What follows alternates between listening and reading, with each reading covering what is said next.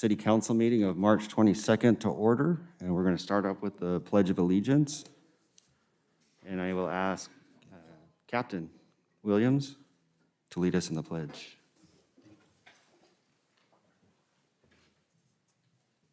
Honorable Mayor, members of the City Council, if you please join me in the Pledge of Allegiance. I pledge allegiance to the flag of the United States of America and to the republic for which it stands, one nation, under God, indivisible, with liberty and justice for all.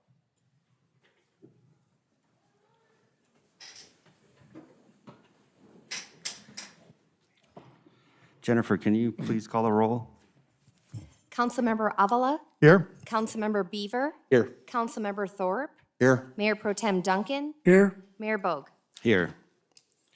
All right, so we're going to change things up here in the beginning a little bit. We're going to start off with an employee introduction, and I believe that is Grant, Chief Malinowski.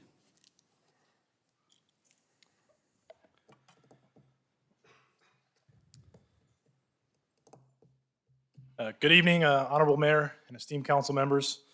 Tonight I'd like to present Bob Tyson. So Bob is our new fire QA/QI registered nurse. Bob graduated from Redlands High School in 1971. He was the high school yearbook editor. Bob received his Bachelor of Arts degree in business from Fort Lewis College in Durango, Colorado.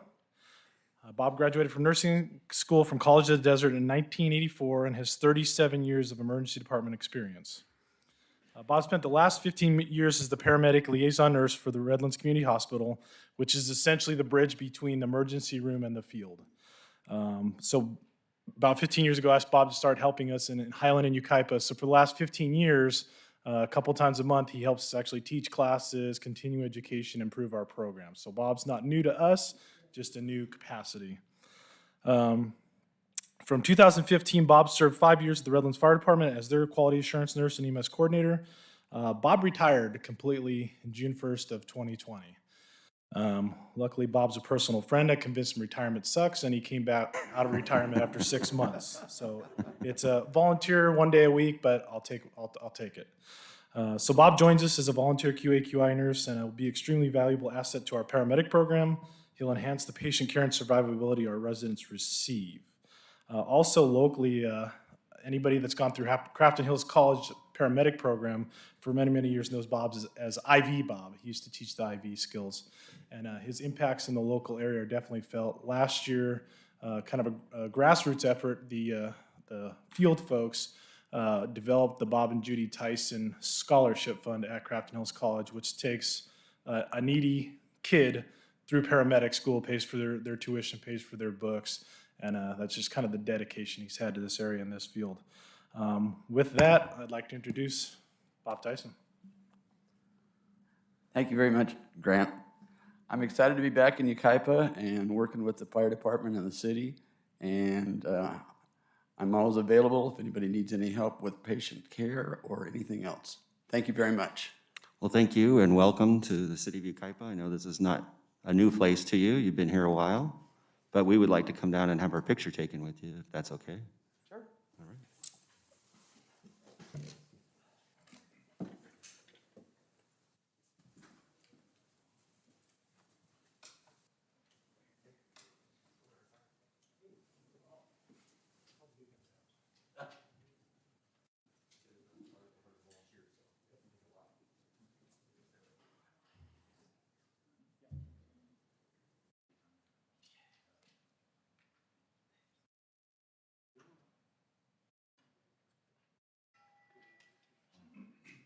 Yeah. Happy eyes.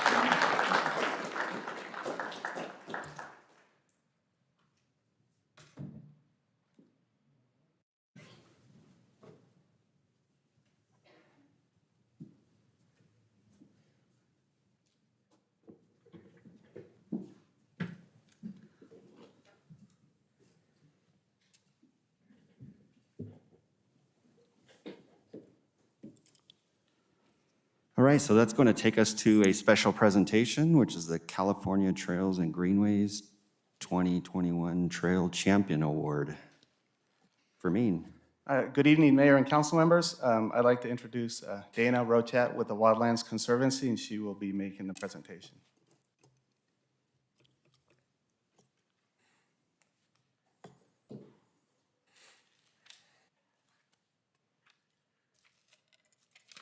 Good evening, everyone. My name is Dana Rochat, the Acquisitions Director for the Wildlands Conservancy.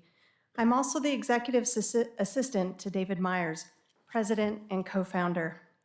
Unfortunately, David Myers is unable to make an appearance this evening. David asked that I deliver this message and share a popular story on his behalf, since I have also worked with Dick Riddell and David on some of these projects over the past 15 years. The Wildlands Conservancy is pleased to announce that Dick Riddell is receiving the 2021 Trail Champion Award at the annual California Trails and Greenway Conference on April 16, 2021. This award is presented to individuals who have made significant contributions to trails and greenways in California. For decades, Mr. Riddell has been a great force behind countless major and local trails. Mr. Riddell, on behalf of the city of Yucaipa, was one of the first supporters of the Santa Ana River Trail and Parkway project, spearheaded by the Wildlands Conservancy. This trail is now considered one of the best trail collaborations in the state of California. Many cities look at this successful trail collaboration that brought 17 cities, 3 counties, the Army Corps, and several nonprofits together for the purpose of public access trails and greenways. David Myers has told me many times that trails are just trails unless they have a destination. One such time is when David worked alongside with Mr. Riddell, where they both drove all the way to Huntington Beach just to negotiate a purchase price for California Parks Department to purchase the Birmingham Ranch, which became the heart of the now approximate 900-acre Wildwood Canyon State Park in the Yucaipa Hills.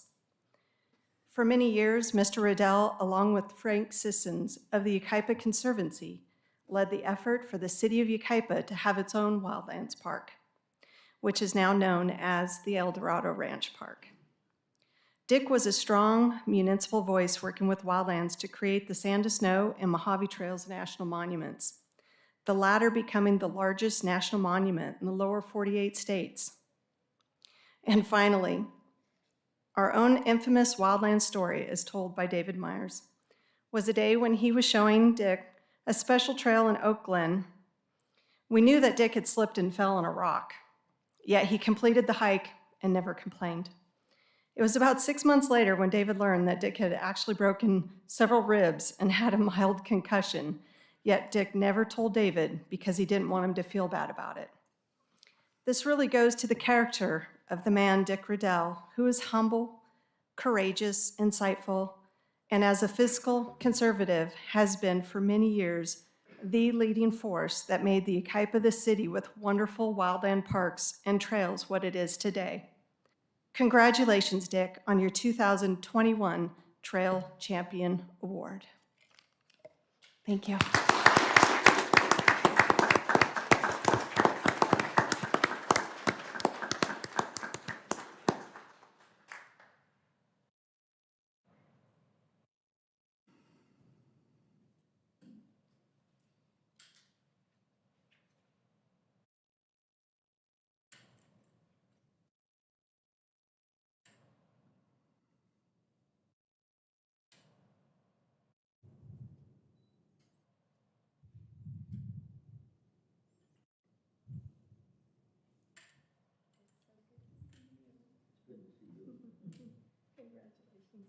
Thank you. I think they just wanted a picture with us too. Is Reagan okay with me?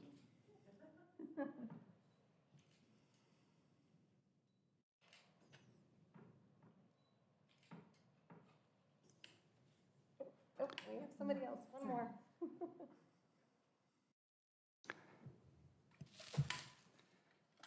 Dick, you know we're going to ask you to come down for a picture. I think he knows the routine. I'm going to say a few words. Okay, great.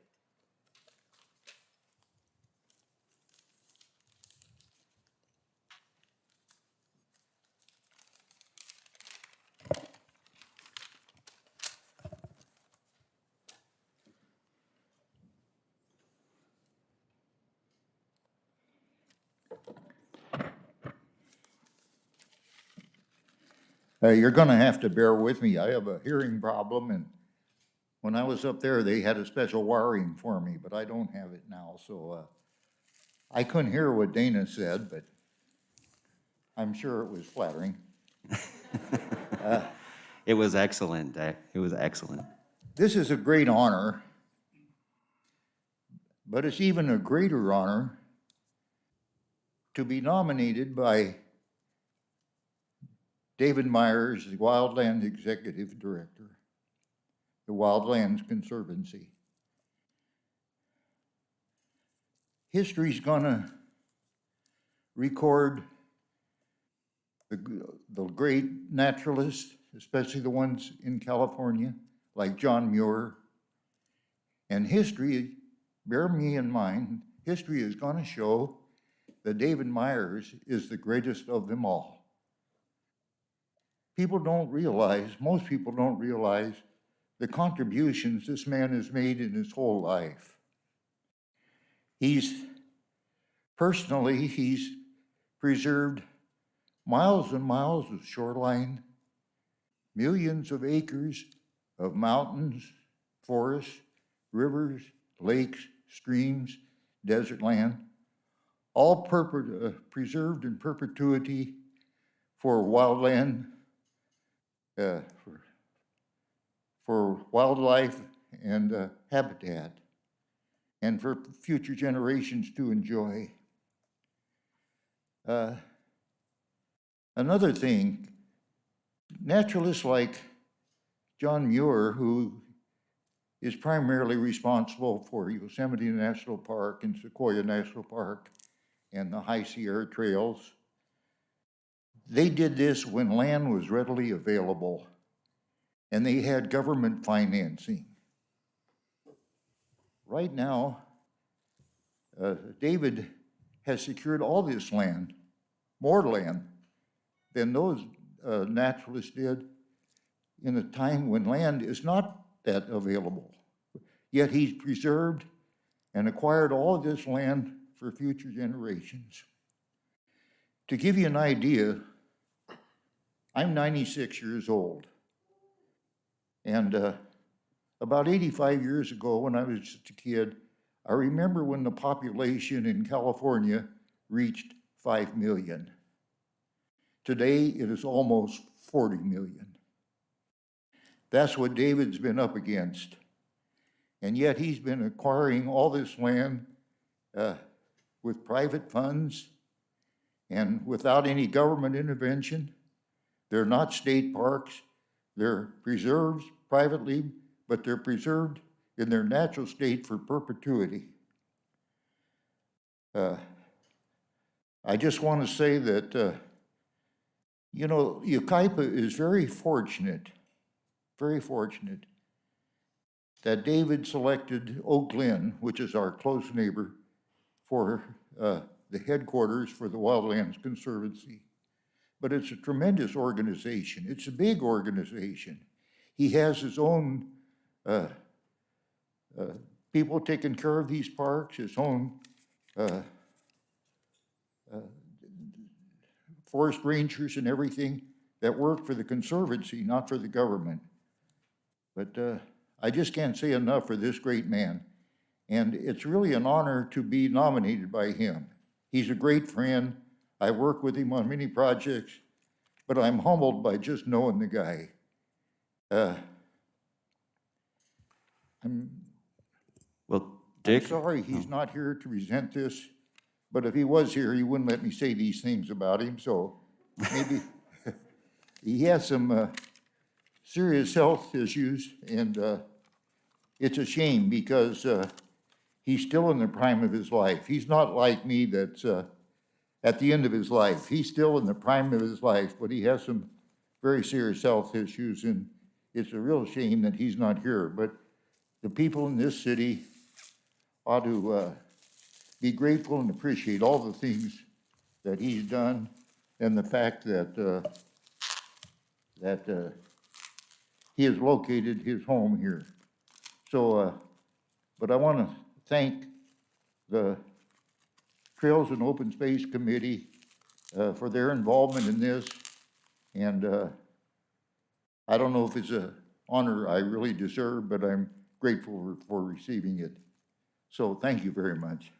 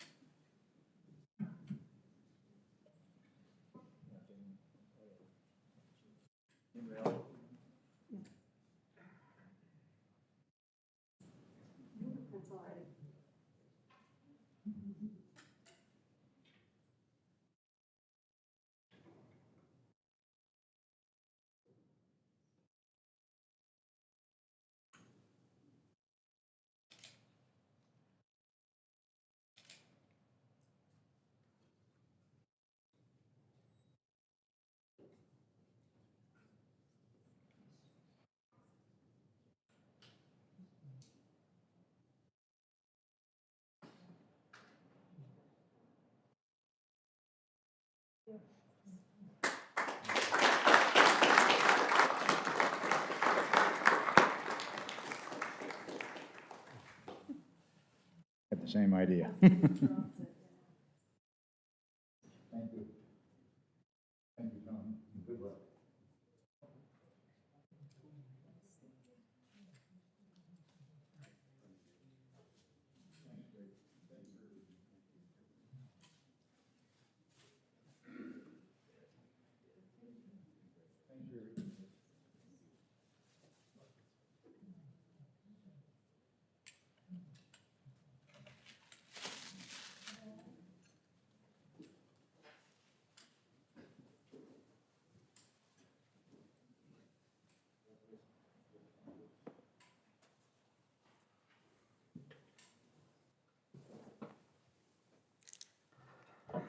Great presentation. Dick has always been a huge advocate for trails and open space. Great job. All right, so that's going to take us to public comment, and I don't see, do we have any public comment? Okay. All right, so that's going to take us into the consent agenda. Are there any items that one wishes to remove for discussion on the consent agenda? I'll move to approve. I'll second. All right, so we have a motion and a second to approve the consent agenda. Any further discussion? All in favor? Aye. Anyone opposed? All right, so that's going to take us down to mayor and council member business, and I'll start over here with Councilmember Bieber. I would like to ask the city manager to provide any updates that he may have as it relates to the tiering system in San Bernardino County specifically. Thank you, Councilmember Beaver, and appreciate the opportunity to update council. I spoke to the CEO's office today about where we were in the tiering system, and he thought we were very, very close to actually going through the red into the orange. I wanted to let the city council know and the community know that when we started the outreach effort for the Yucaipa Music and Art Festival, of course, we were still in purple, and so the promotional information is related to the conditions, the requirements for such an event under the purple tier. Now that we're moving from orange, red into hopefully orange and maybe even beyond before May, as we said in previous meetings, we are very hopeful that we'll be able to conduct the Music and Art Festival as we have in the past, or at least close to as we have in the past with a few minor adjustments. And so we haven't updated the outreach effort until we knew going forward that we were getting closer to that orange or even yellow tier. But as we get closer to April 1st, that's when we will really need to make a decision about an updated outreach effort. And so that updated outreach will certainly not include having to issue tickets for the general population area, the general seating area, general standing area, as it was currently marketed, given that we've already left the purple tier and hopefully headed towards the yellow. And so all of that, I think, is good news, and we're heading in the right direction. And so that outreach will happen just before April 1st, when we know at that time which tier we're in and which guidelines were applicable at that time. So. All right, thanks for the update. Bob, do you have anything for? No. David? No. No? Okay. All right, so that's going to take us to item number 7, which are Youth Advisory Committee appointments, and I believe this is Sarah.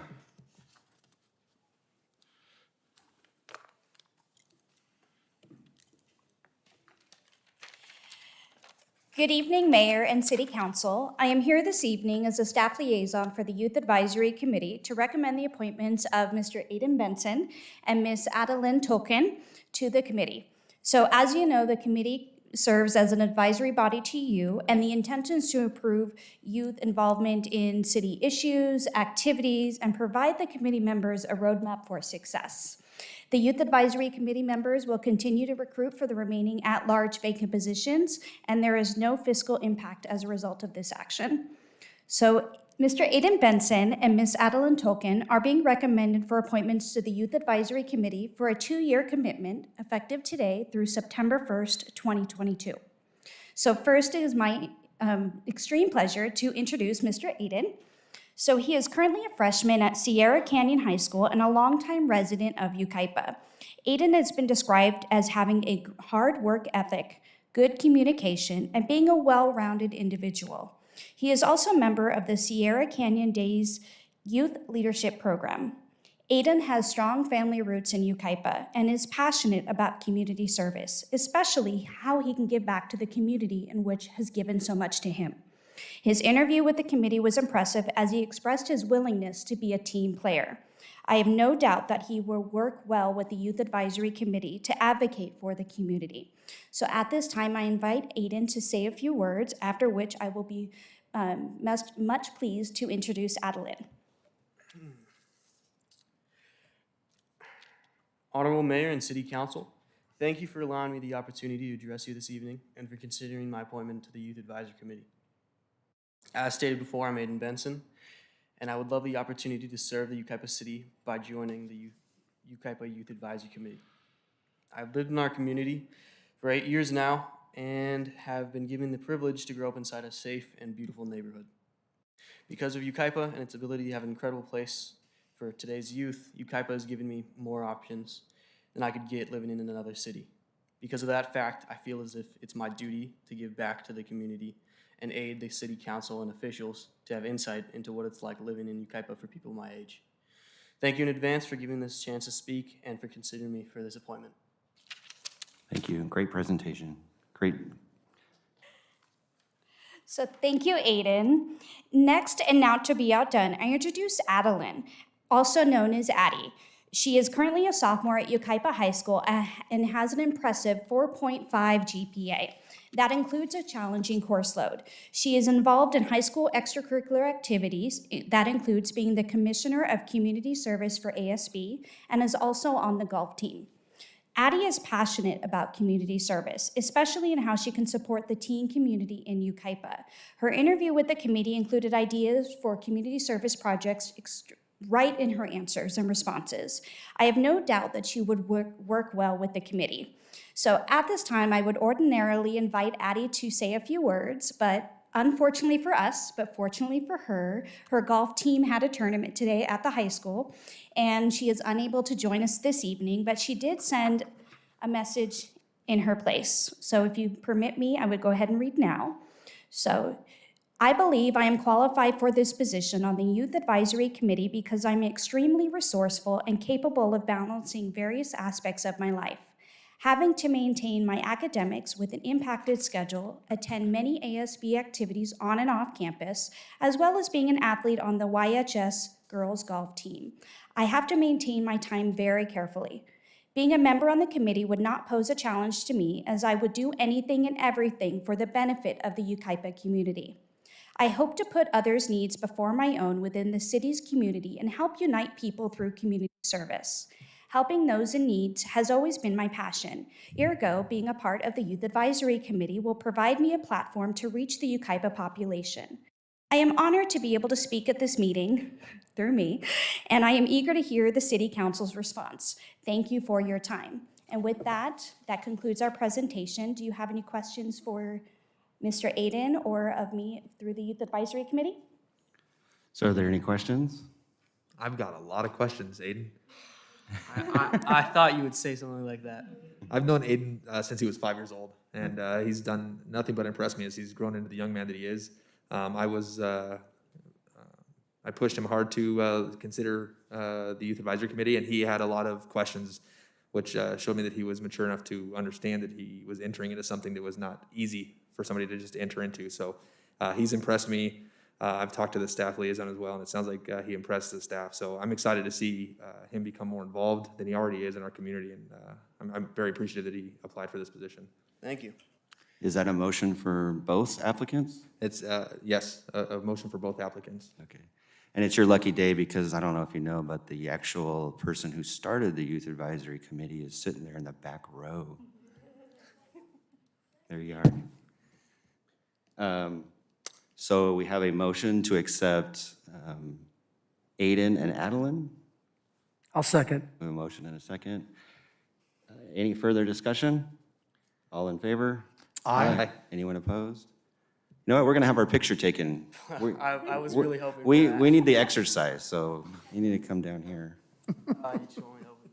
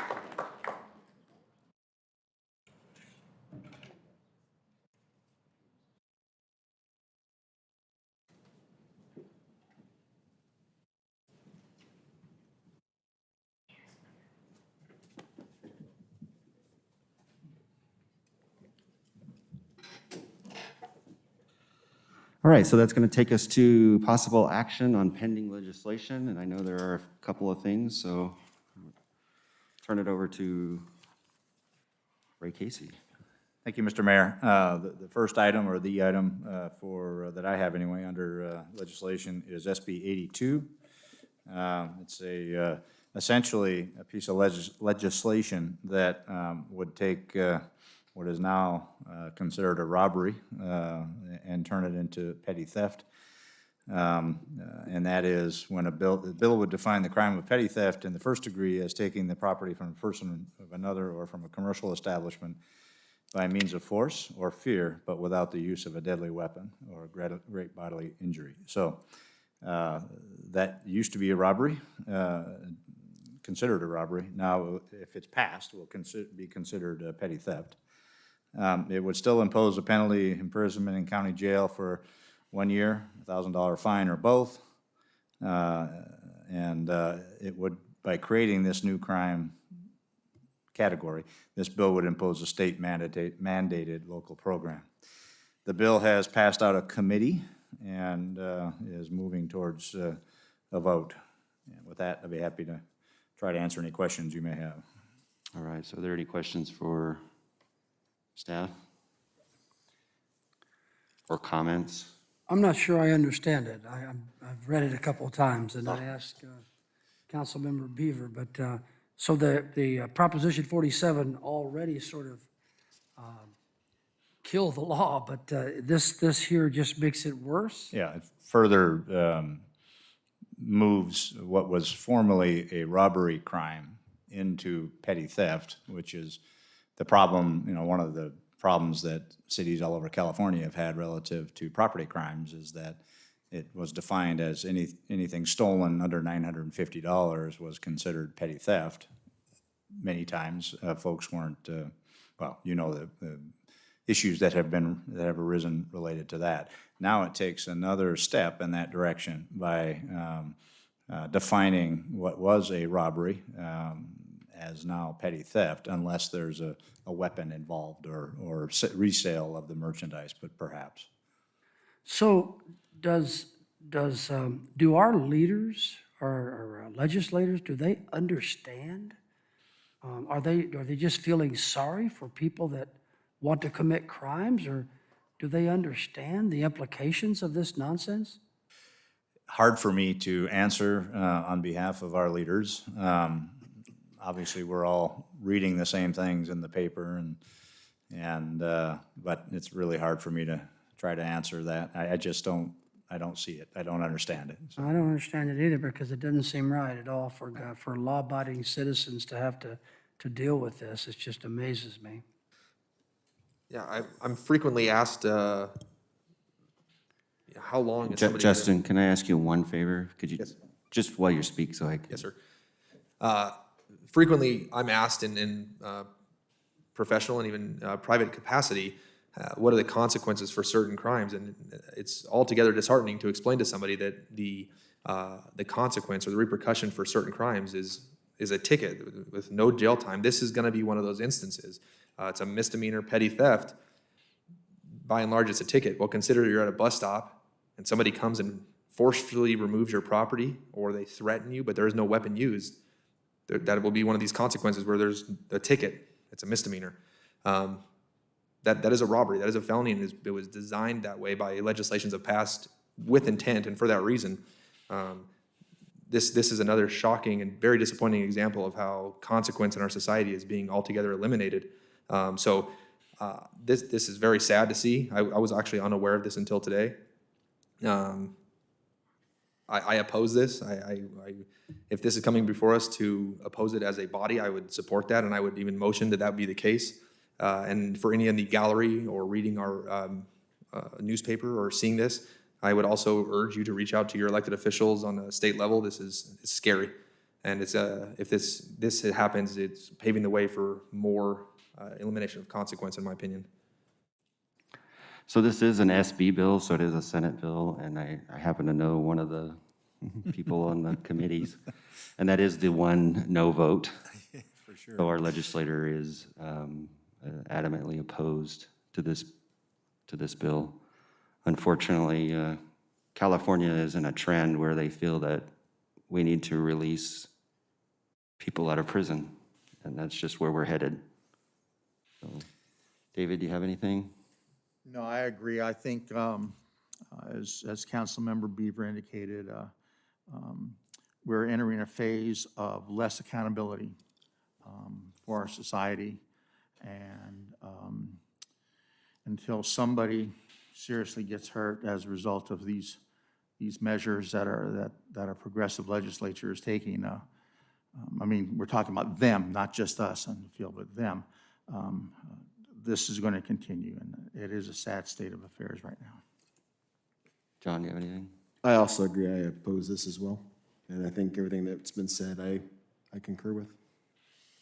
So we'll bring it back with a letter for council to sign at the next meeting. Okay, thanks. Is there anything else, Ray, under? Nothing that affects general legislation. Okay. All right, so that's going to take us to department reports. First item is number 8, the lease agreement. And is this Caroline? Just, Oh, you know what? Go ahead, Dave. Yeah, so had a conversation with Councilmember Avila earlier, and in light of the financial interest in income and the basically interest in the Chamber of Commerce because of his wife's employment, he's not able to participate in this matter, and he would Oh, yes, I must recuse myself. recuse. Thank you.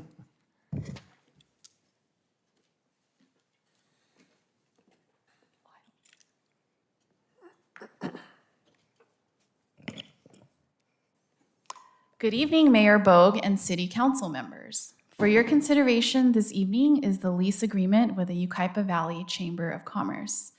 The subject space is located within the Yucaipa Performing Arts Center, or the YPAC building, which was acquired in 2014, along with a number of properties located generally between California Street and First Street and Acacia Avenue and Yucaipa Boulevard. In addition to the YPAC building, the properties included the Yucaipa building, which was resold in 2019, the community parking lot west of the YPAC, and a portion of Uptown Park. The acquisition also included the vacant property west of the parking lot and the vacant lot between Yucaipa and the Uptown Park to be repurposed as part of the city's Uptown revitalization efforts.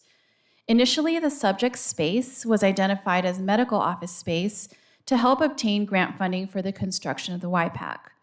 However, at a study session held on April 14, 2014, to consider the overall design features and layout of the YPAC, the City Council decided to eliminate the medical office designation due to the medical office uses incompatibility with the rest of the YPAC project. On May 12, 2014, the City Council approved the design of the YPAC as well as the purchase of the property at the northwest corner of Yucaipa Boulevard and California Street as the site for the Uptown Park. On January 12, 2015, City Council directed staff to pursue utilizing the space as the offices for the Chamber and the Visitor Center.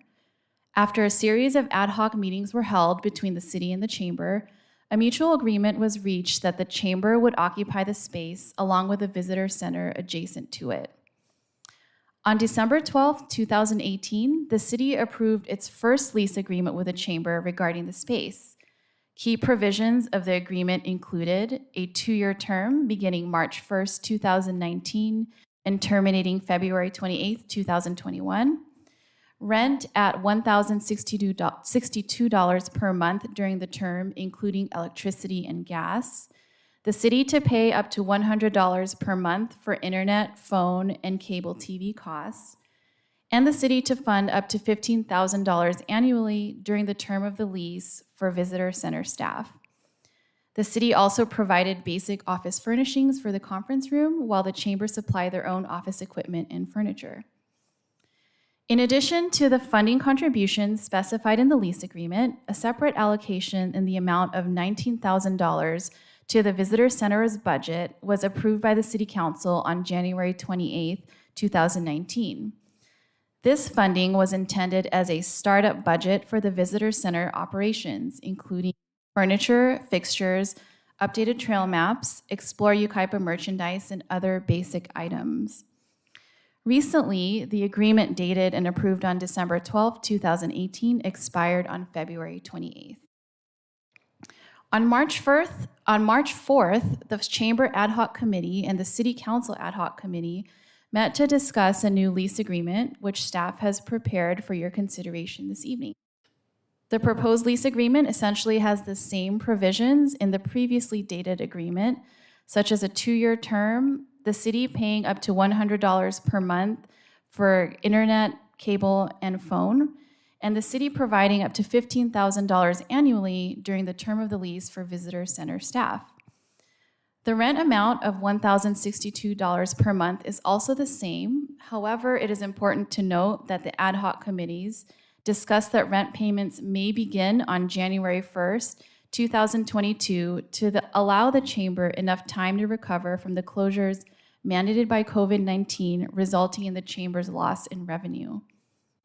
In addition, the Chamber is requesting the ability to use a portion of the city's annual allocation to meet its rent obligation.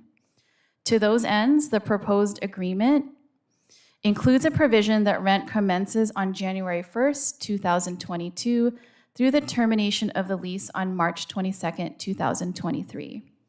If approved, based on the agreement reached by the ad hoc committees, the city will reduce its annual allocation amount, traditionally $27,500, by an amount that is equal to 9 months' worth of rent, or $9,558, making the anticipated allocation for fiscal year 21-22 to be $17,942.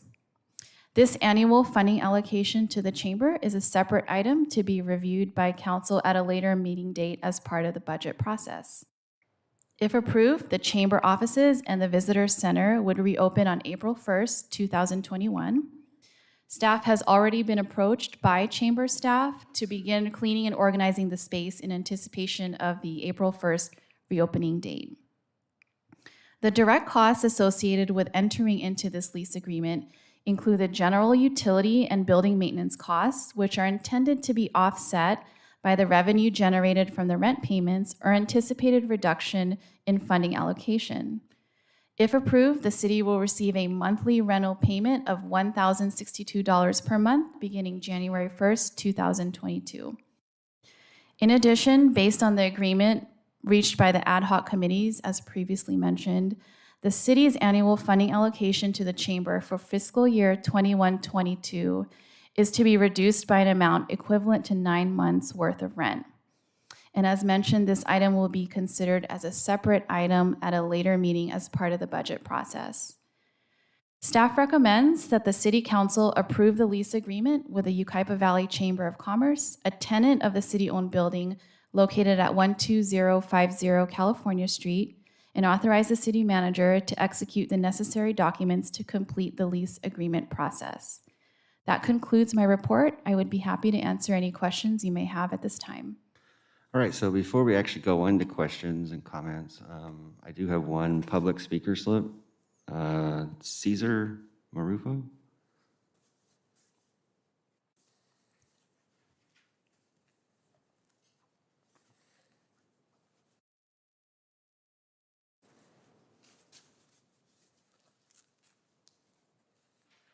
Hello, thank you for having us tonight. I have Ms. Brandy Gomez here. We're both representatives of the Chamber of Commerce here in Yucaipa.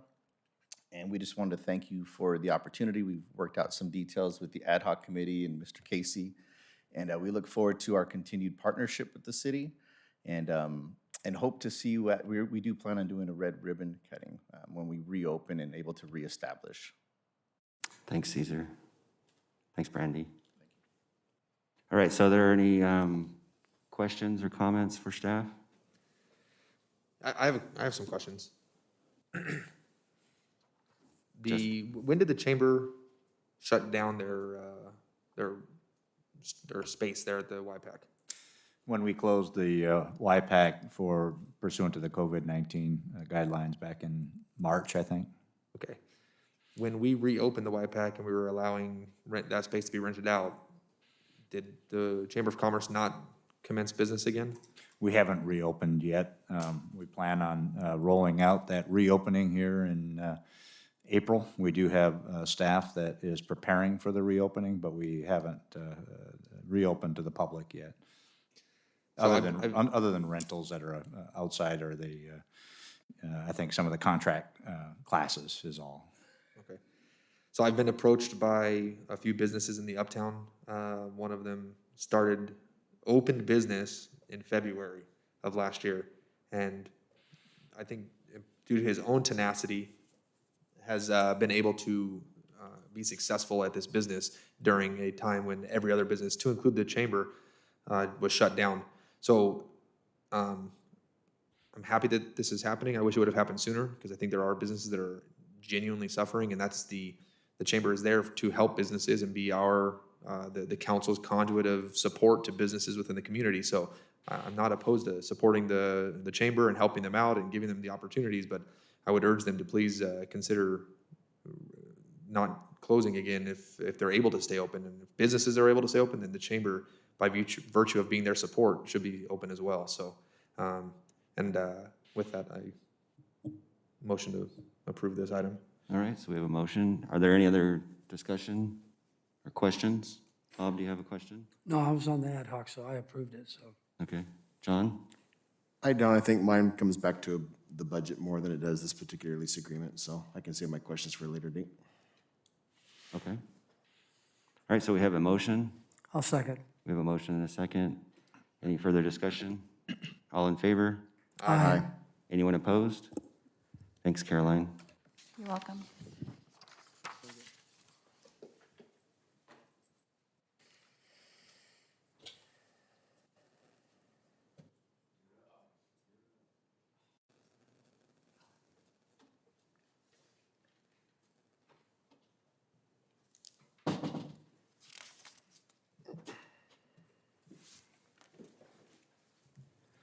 I see a lot of fanning going on. Is the heater on?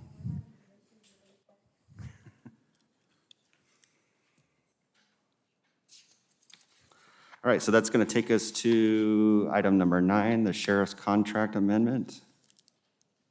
Mr. Mayor? Due to me being employed with the Sheriff's Department and state law, I'm going to have to recuse myself from this topic. All right, that's 2 in a row. We're on a roll.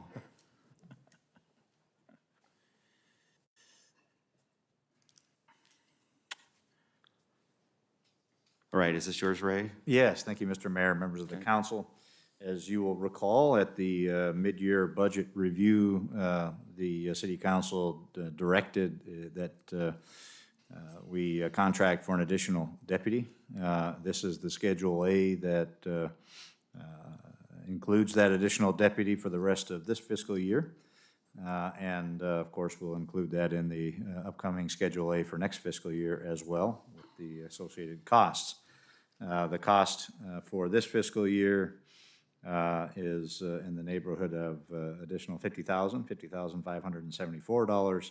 The annualized cost is a little over $200,000, $211,000 for a full year of service under the current contract rates. Obviously, there are credits against that total contract amount for our county jurisdictional areas that will stay the same. But other than that, the other elements of the contract are exactly the same as in your pre-existing contract with the Sheriff's Department. Be happy to answer any questions you may have. All right, so are there any questions for staff? David, do you have anything? No, I don't. No. Bob? No. Justin? With that, is there a motion to accept? I motion to accept. Second? I'll second. All right, so we have a motion and a second. Any further discussion? All in favor? Aye. Aye. Anyone opposed? All right, thank you. I'm going to go again?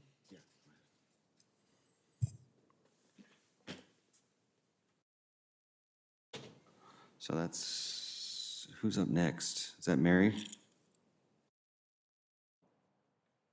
Yes.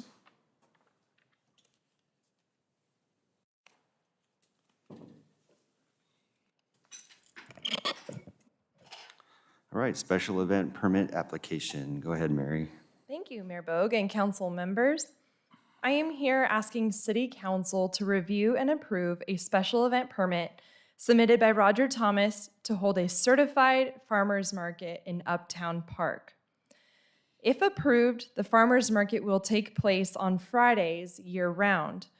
The hours of operation will vary dependent upon the season.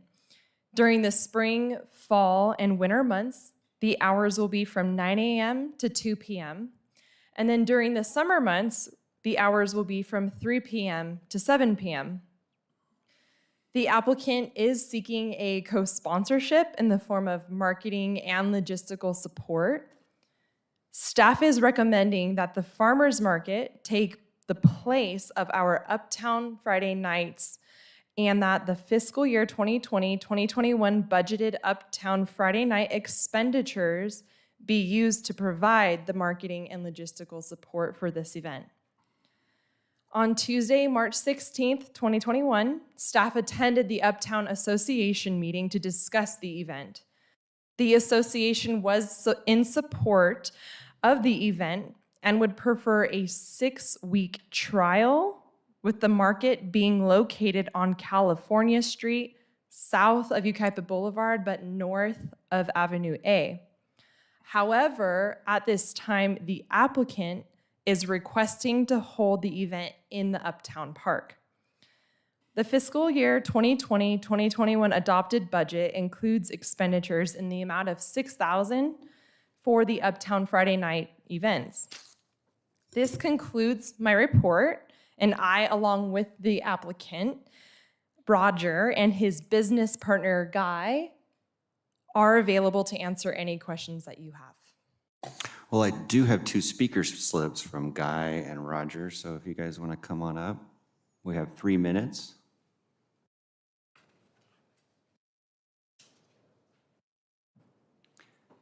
And if you can give us your name and where you're from. I keep forgetting to do that. Thank you, Mayor. Thank you, City Council. I actually live in Yucaipa now. I moved here last July, so from Palm Springs area. So I'm now a resident here. Roger here. So yeah, we're proposing the YPAC Center for several logistical reasons mainly. It's just a bit bigger space where it's more traffic coming up and down the boulevard, restroom facilities to be able to be used without having to block off streets that we were proposing on California Street. We want this to be a certified farmers market. It's going to be produce and food centric instead of a crafts fair. We want to be very specific about that it doesn't turn out to be a swap meet. And Roger and I both have been in the farmers market industry together going on 8 years. Roger's been doing it a little bit longer than I have, but I'll let him introduce himself and speak a little bit better. Good evening, Mr. Mayor and Council. My name is Roger Thomas. I was actually a resident. You could actually see the house I used to own right down the hill right there. I was part of the first farmers market here years ago. I've created markets all over California. I still run the market in 29 Palms, and if you wanted references, I could give you phone numbers to our city manager, city council. My main focus and goal is to get the community involved. When you run a farmer's market, it gets people out. It gets them in shopping mode, and what the city benefits is, not only do their citizens have something to do, they go out and shop, and that generates tax dollars because they're supporting their local businesses. For instance, one market I'm running in 29 Palms right now, AM PM of all people told me during the market they have to hire 2 extra people because they're so busy. We sell food, and Subway says they have to have an extra employee. We have bread, and the bread shop across the street says they have 2 extra employees. We host 3 to 4 blood drives a year with live stream at each market I host. They come out, we promote it, we get people, we save lives. The market I'm hosting right now is San Bernardino County, but next week I have Riverside County Sheriff coming to promote and try to recruit people. It's all community oriented.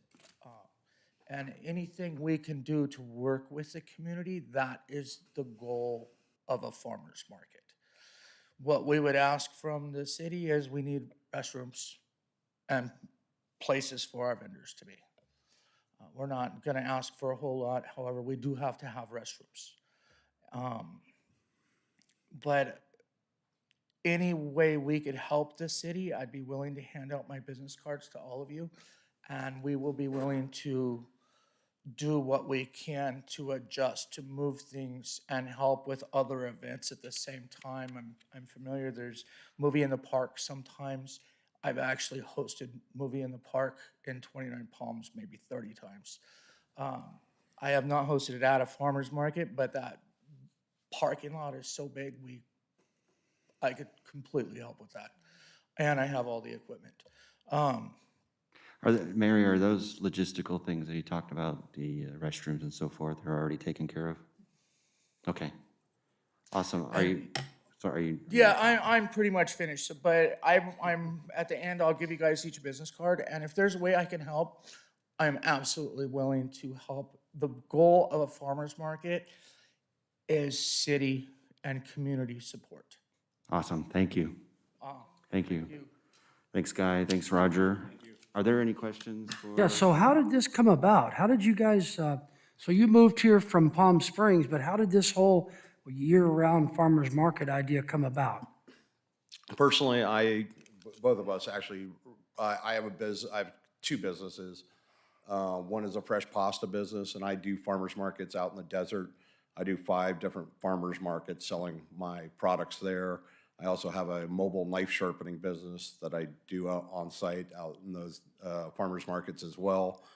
Roger and I had met. He does eggs, and so we just know each other through the farmers markets. And he happens to live up in 29 Palms and run one. When I moved here, I just saw a lack of a farmers market, and I was in disbelief considering the history of Yucaipa, having apple orchards right up the street, and the history of the farming community as a whole out here, not that they don't have a robust following of a farmer's market out here, just kind of surprised me. So sitting at Subeg Wine one night having some wine with my girlfriend, I just kind of looked around, saw those street lights out there, and thought this would be a really good place for it. So, but after further consideration, the YPAC facility seems like a better alternative all around.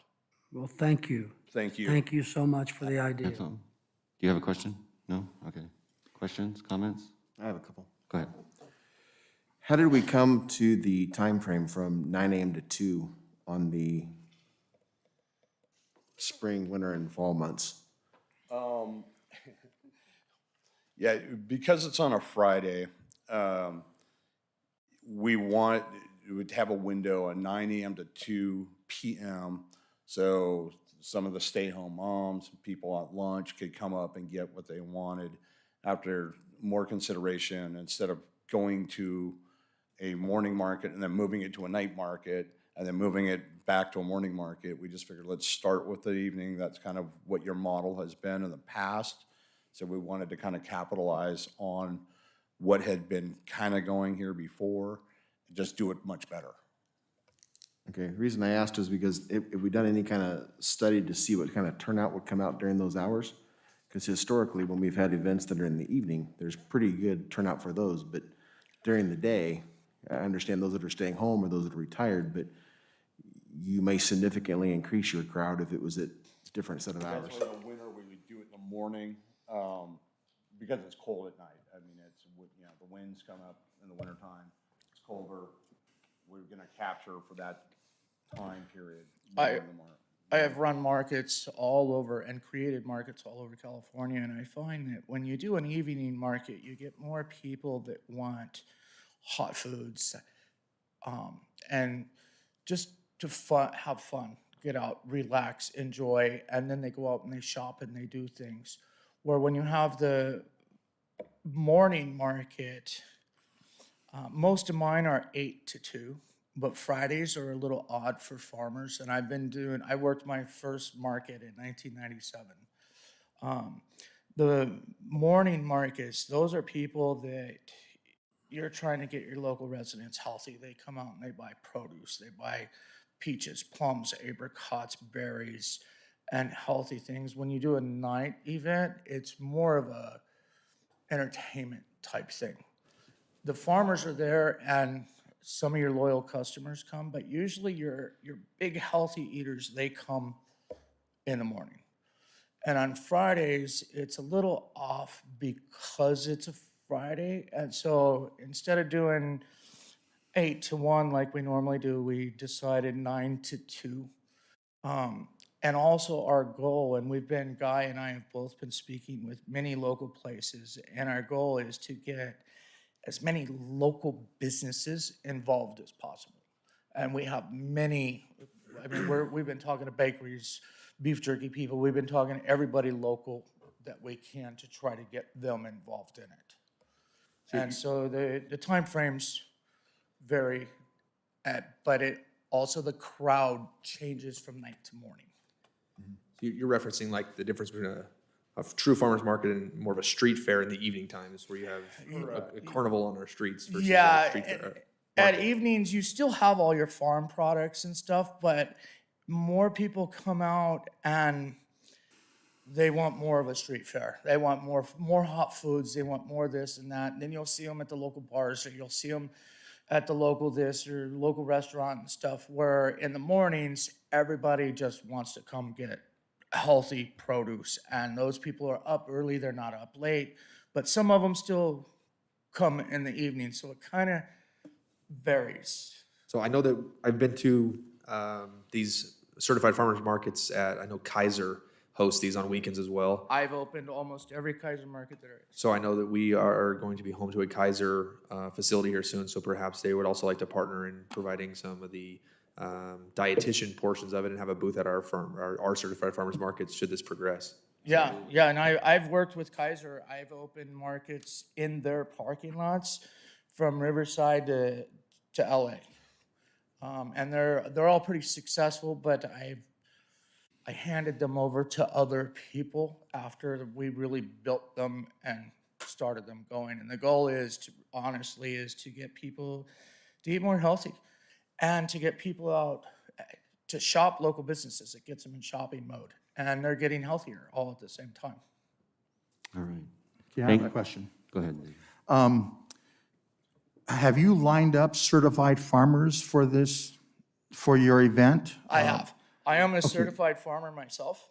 I am a very small certified farmer. I have 3,000 chickens, and I do 1,000 heads of lettuce and 1,400 pounds of tomato and bell pepper a week, which is small.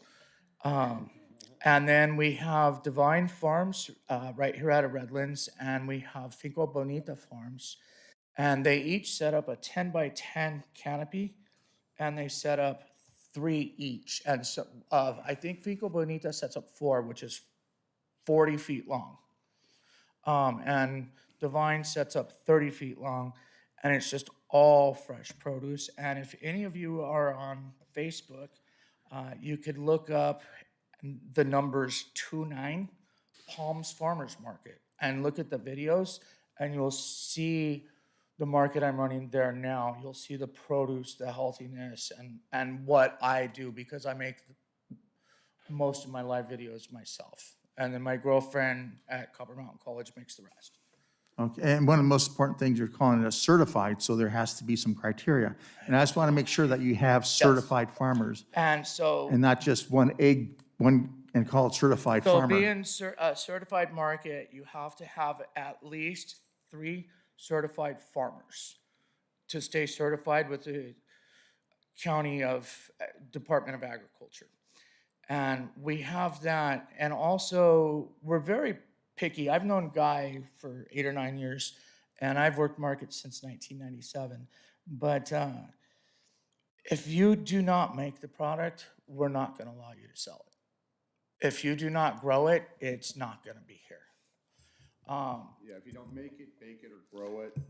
Yeah, it has to be yours. And during COVID, out in 29 Palms, because everybody was forced to close down, and I got permission from the city, we started doing a small business, because that market's on a Saturday. So once a month, we did a small business Saturday where we allowed local businesses to come pass out cards, talk about their business and how they could do things online. And we didn't even charge them. We're just like, stay in business, promote. I mean, we're 100% community oriented in every market I've ever done or ran.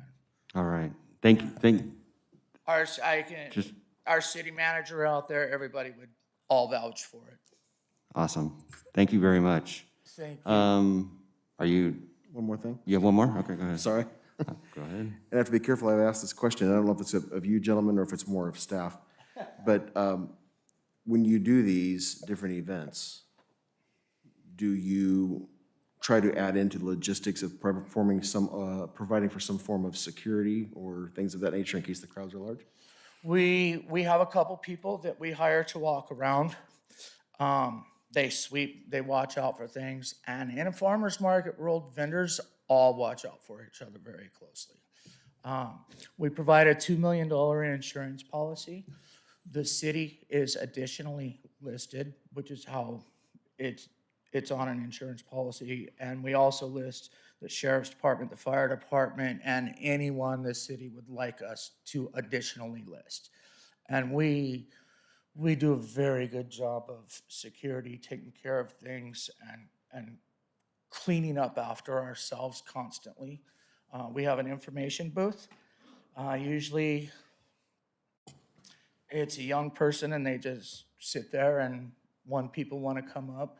Also, we work with EBT, and people could come in and they can, if they're on welfare or have food stamps, and they could use their food stamps to buy, they cannot buy hot foods, but they could buy produce. And they could use their EBT for that. And they cannot buy crafts or anything like that. But yeah, we do a very good job of making sure we control all of that. Yeah, generally, the farmer's market doesn't get so overwhelmed that we need additional security measures. Again, the farmer's market, we all kind of look after each other and kind of keep an eye on crowds. And if we see something unusual, one of these people bring it to mine or Roger's attention right away to handle.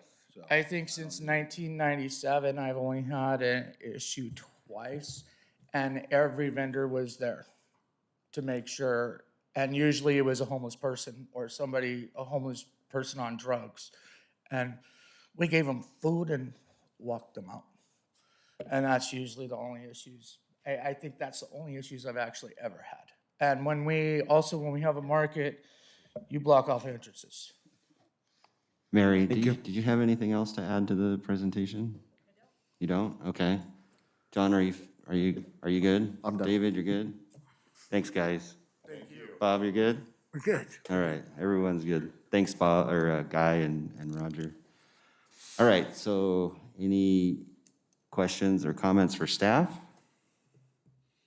No, if not, is there a motion to approve? I would like to motion to approve this. Okay. I'll second. All right, we have a motion and a second. Any further discussion? All in favor? Aye. Aye. Anyone opposed? All right, there we go. So that takes us to item number 11. Is this Todd or for me? Is this for me? Yes. Okay. Yes, thank you, Mayor and council members. This item is regarding the design and development of the Wildwood Single Track Mountain Bike Trail, Phase 2. In 2016, the city's Trails and Open Space Committee initiated the idea of a potential mountain bike track or mountain bike course here in the city. And after some research, the committee recommended a course exclusively for mountain bikes to be located on a 33-acre property owned by the city. This property is located just south of Wildwood City Park. In May of 2019, council prioritized the project and approved $55,000 for the design and the development of the project. Soon after, the site was surveyed and a conceptual design was prepared for the track. The track includes bermed turns, rolls, jumps, rock drops, and also some other mountain bike technical trail features. The track is designed to be used one way, and when completed, it will be signed accordingly. The design does allow the project to be built in multiple phases. The exhibit on the screen shows the two of those phases. As you can see, Phase 1 is in purple. That is currently under construction right now and is approximately 4,500 linear feet. Council awarded a contract to Belfry Contractors last year in the amount of $50,025 for the construction of Phase 1. And as you can see, so this is Wildwood Canyon Road. At the top of the screen, the Wildwood City Park is here, and access to the course is right off of the unpaved parking area just east of the park across the Wildwood Creek Channel. On February 8th of this year, council authorized an additional $30,000 to complete Phase 2, which is approximately 3,000 linear feet, and that is shown in red on the exhibit. Phase 3 is planned to be a future phase,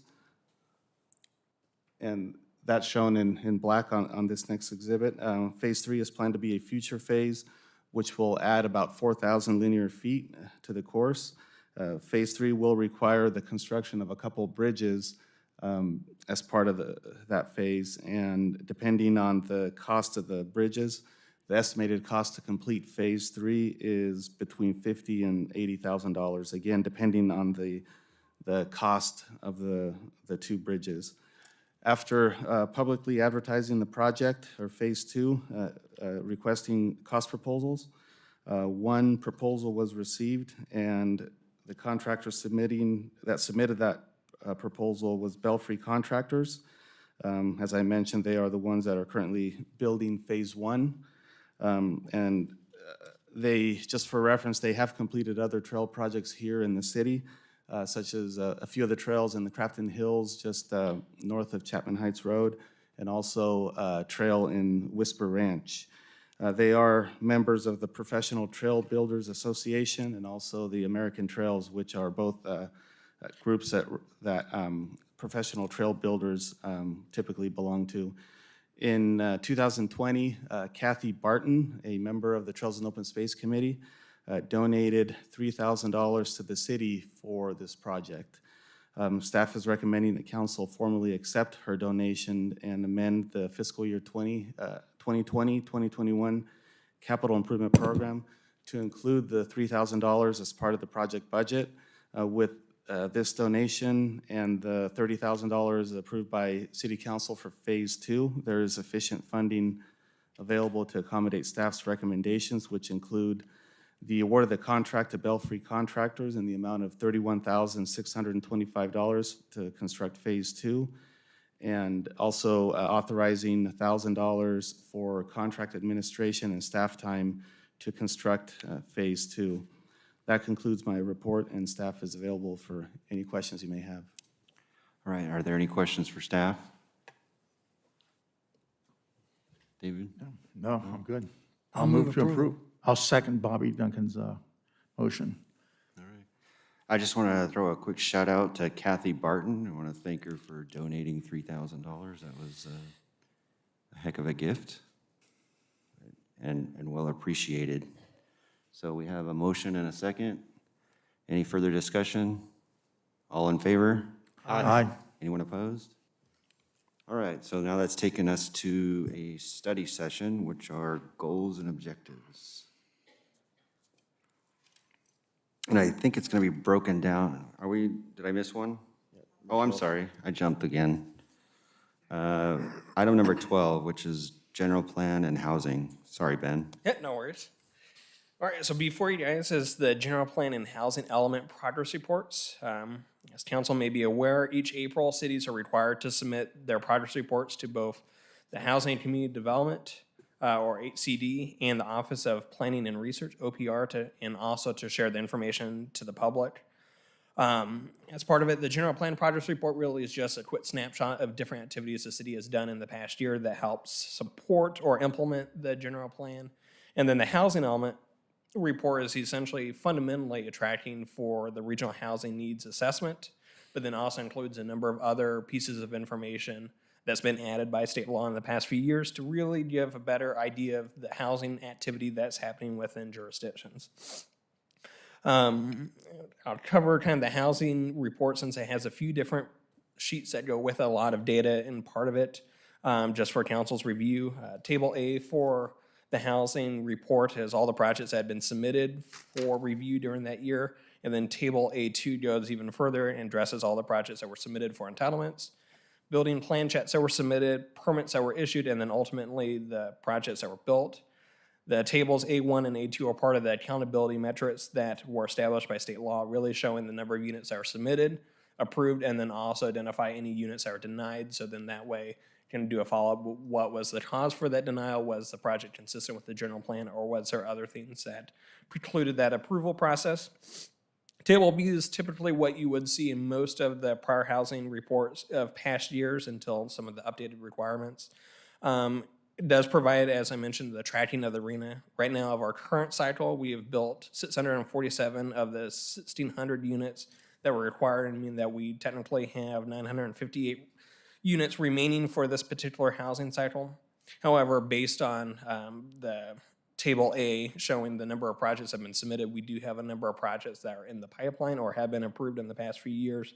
And so most likely these units will be built in the next housing cycle, which is the much more aggressive RHNA number. So in terms of that, hopefully we have a much better start for the next housing cycle and the 2,800 units or so that's required for those 8 years starting in October of 2021. Table C and Table E and F and G and H are blank because we haven't done any activity that would trigger data entry for those. And then Table D itself is listing our policies within our housing element and the general activities that we have done to help further those policies. And so ultimately, both reports are to help kind of show what we've been doing for the past year and how it supports our general plan and the policies that have been delegated through that visioning process.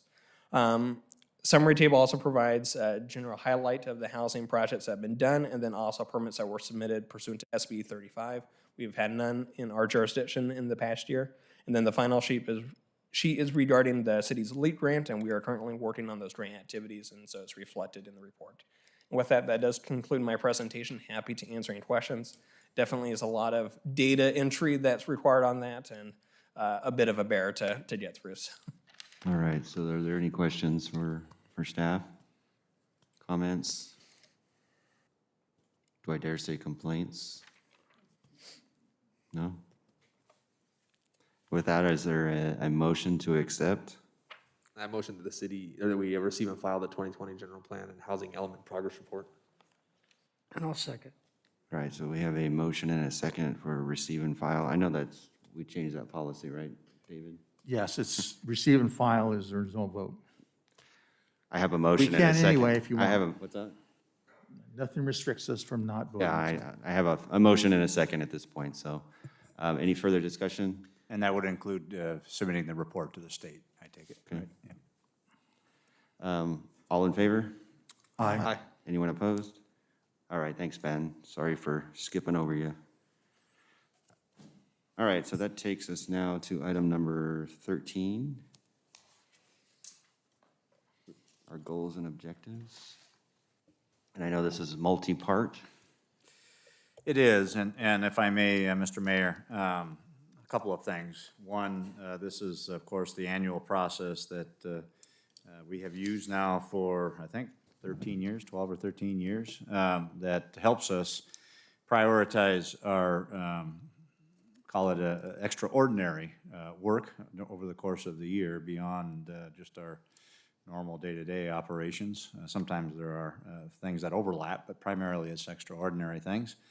And it helps us certainly focus on those things that council prioritizes on an annual basis and keeps us from focusing on things that maybe council hasn't prioritized on an annual basis. So it works both ways. Tonight we have several items that have a relationship to potentially to the sheriff's contract. So there may be a recusal for those elements. I'd like to take those first.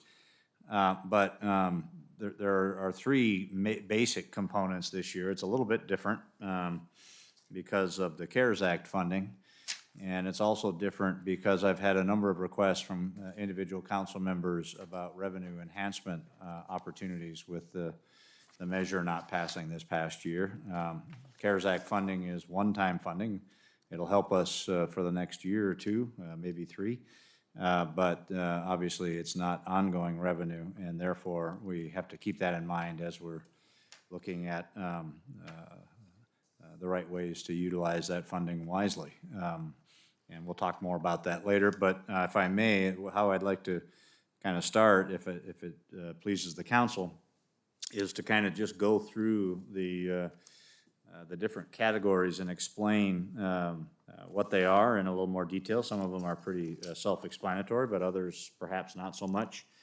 But I'd like to start with the items related to police services or sheriff's department, if I may, and then we can, if the goal is to understand all the line items today, and then come back perhaps with further input from the council, then perhaps the best way to approach it is to outline or detail the line items so that everybody understands them, starting with the sheriff's department and police service issues, but then continuing with the rest of the line items, but not take action on anything this evening, perhaps. That would make it a little easier for Councilmember Thorpe to engage in the rest of the conversation, perhaps gives the council a little more time to think about the options, if you like, or you can direct staff today on certain things. We're a little early this year in looking at the goals and objectives because of the additional resources and also the additional issues. This year, I wanted to get an early start, so I think having another meeting, even if it's a study session or perhaps a department report with direction, at our next council meeting, we certainly have time to do all that and still meet our budget objectives. So with that, if it pleases the council, I could explain the Sheriff's Department and Police Services items, and Mr. Thorpe could recuse himself for those items.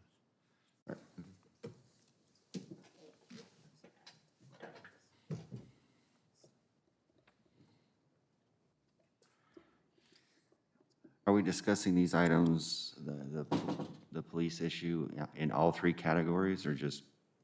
In all three categories, so that Mr. Thorpe, Councilmember Thorpe, can come back into the room for the rest of the discussion, if that's okay? Yep. Okay. And if council wishes to take an action on any of the police items tonight, we can certainly do that. This might be a way to sort through what are more issues than normal, I guess I'll say that. So I'll start with the CARES Act funding relative to police and police services. In addition to the deputy that City Council approved this evening in the form of an updated Schedule A, one of the requests on your CARES Act funding list is for an additional deputy on top of that one with a sheriff service specialist. A sheriff service specialist provides a resource, we believe, an important resource in terms of this particular position, in terms of volunteer efforts, neighborhood watch, helping with the CERT program, helping with crime-free multifamily housing. The sheriff service specialist in years past, up until this COVID-19 year, has been very instrumental in all of those things, and especially the COP program, but all of those things.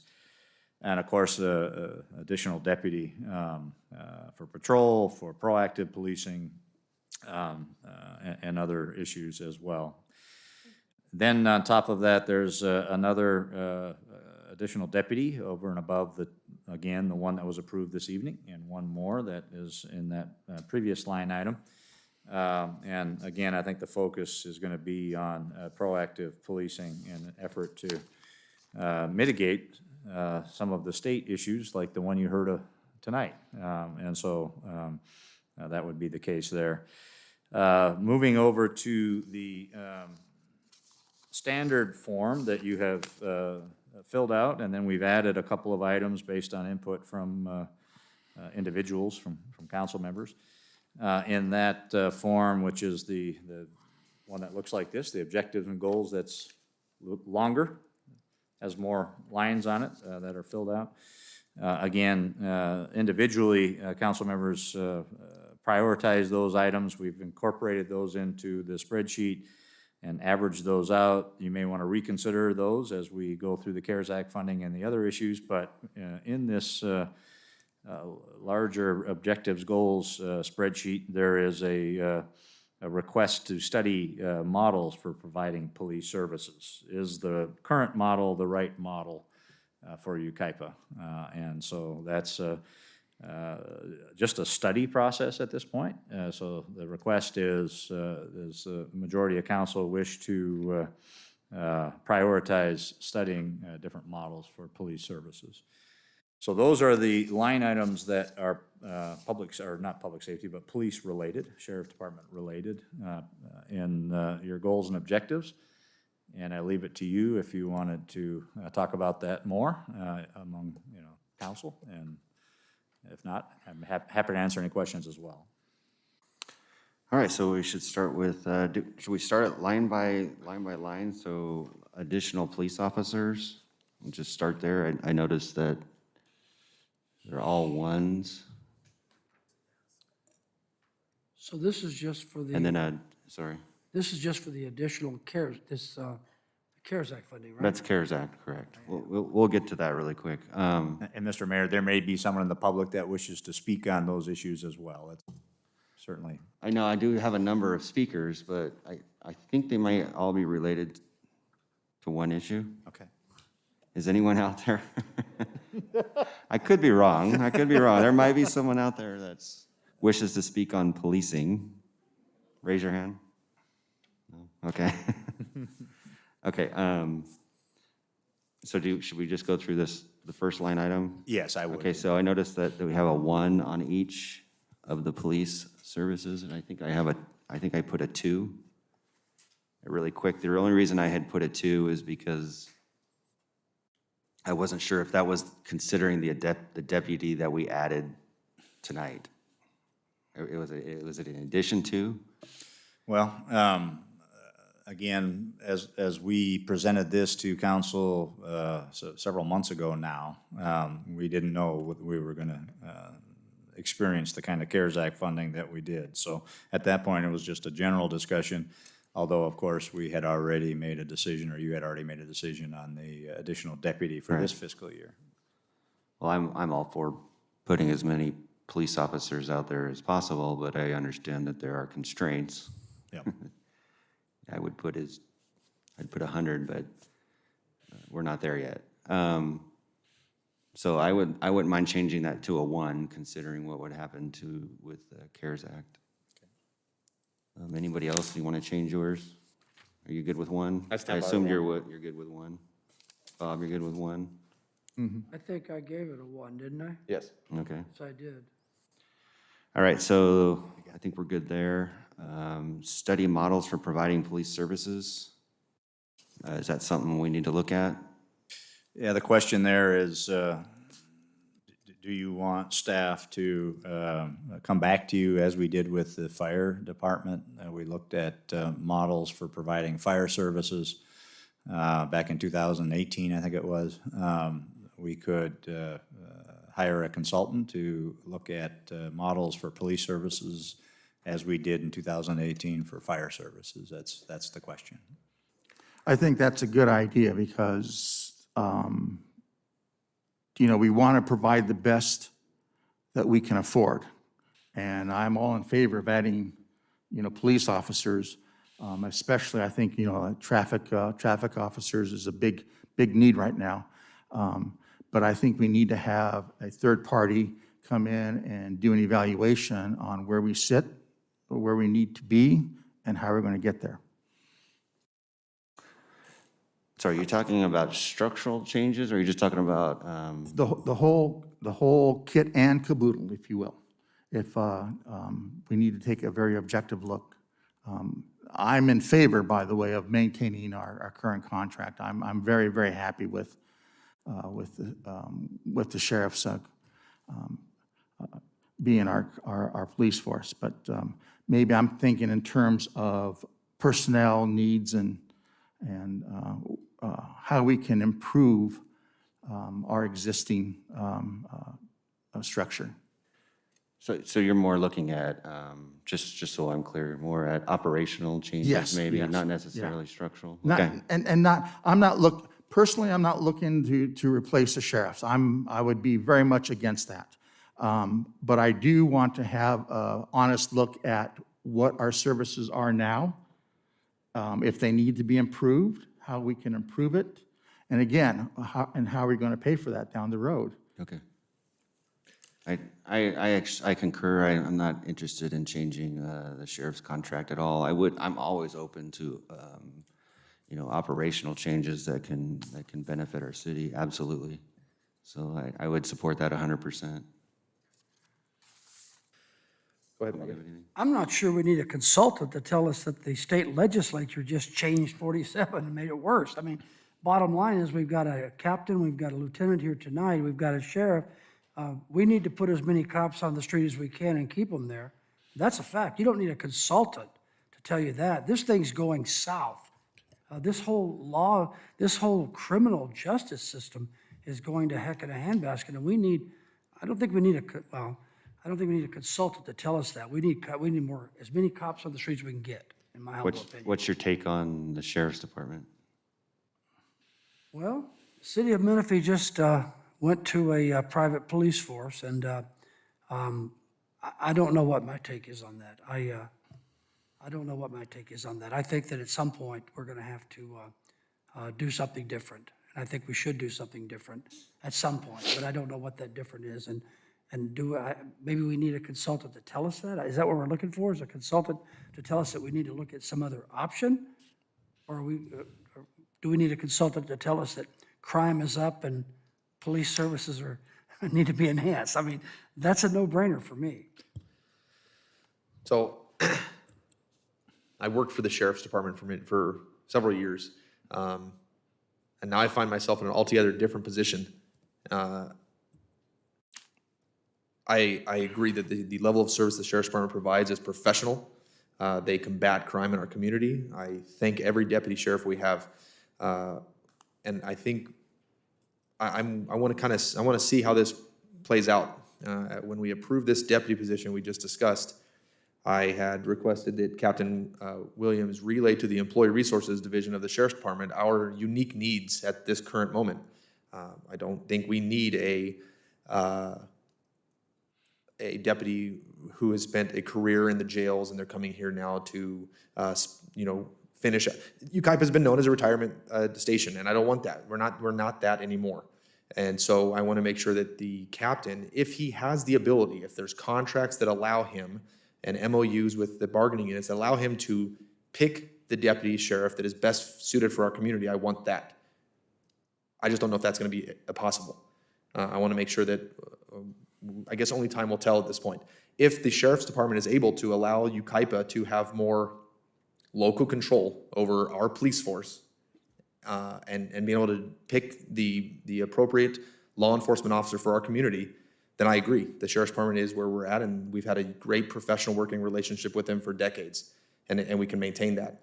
I'm just cautious because I know the inner workings of the sheriff's department and how the lists are generated and how seniority plays a huge part on station assignments.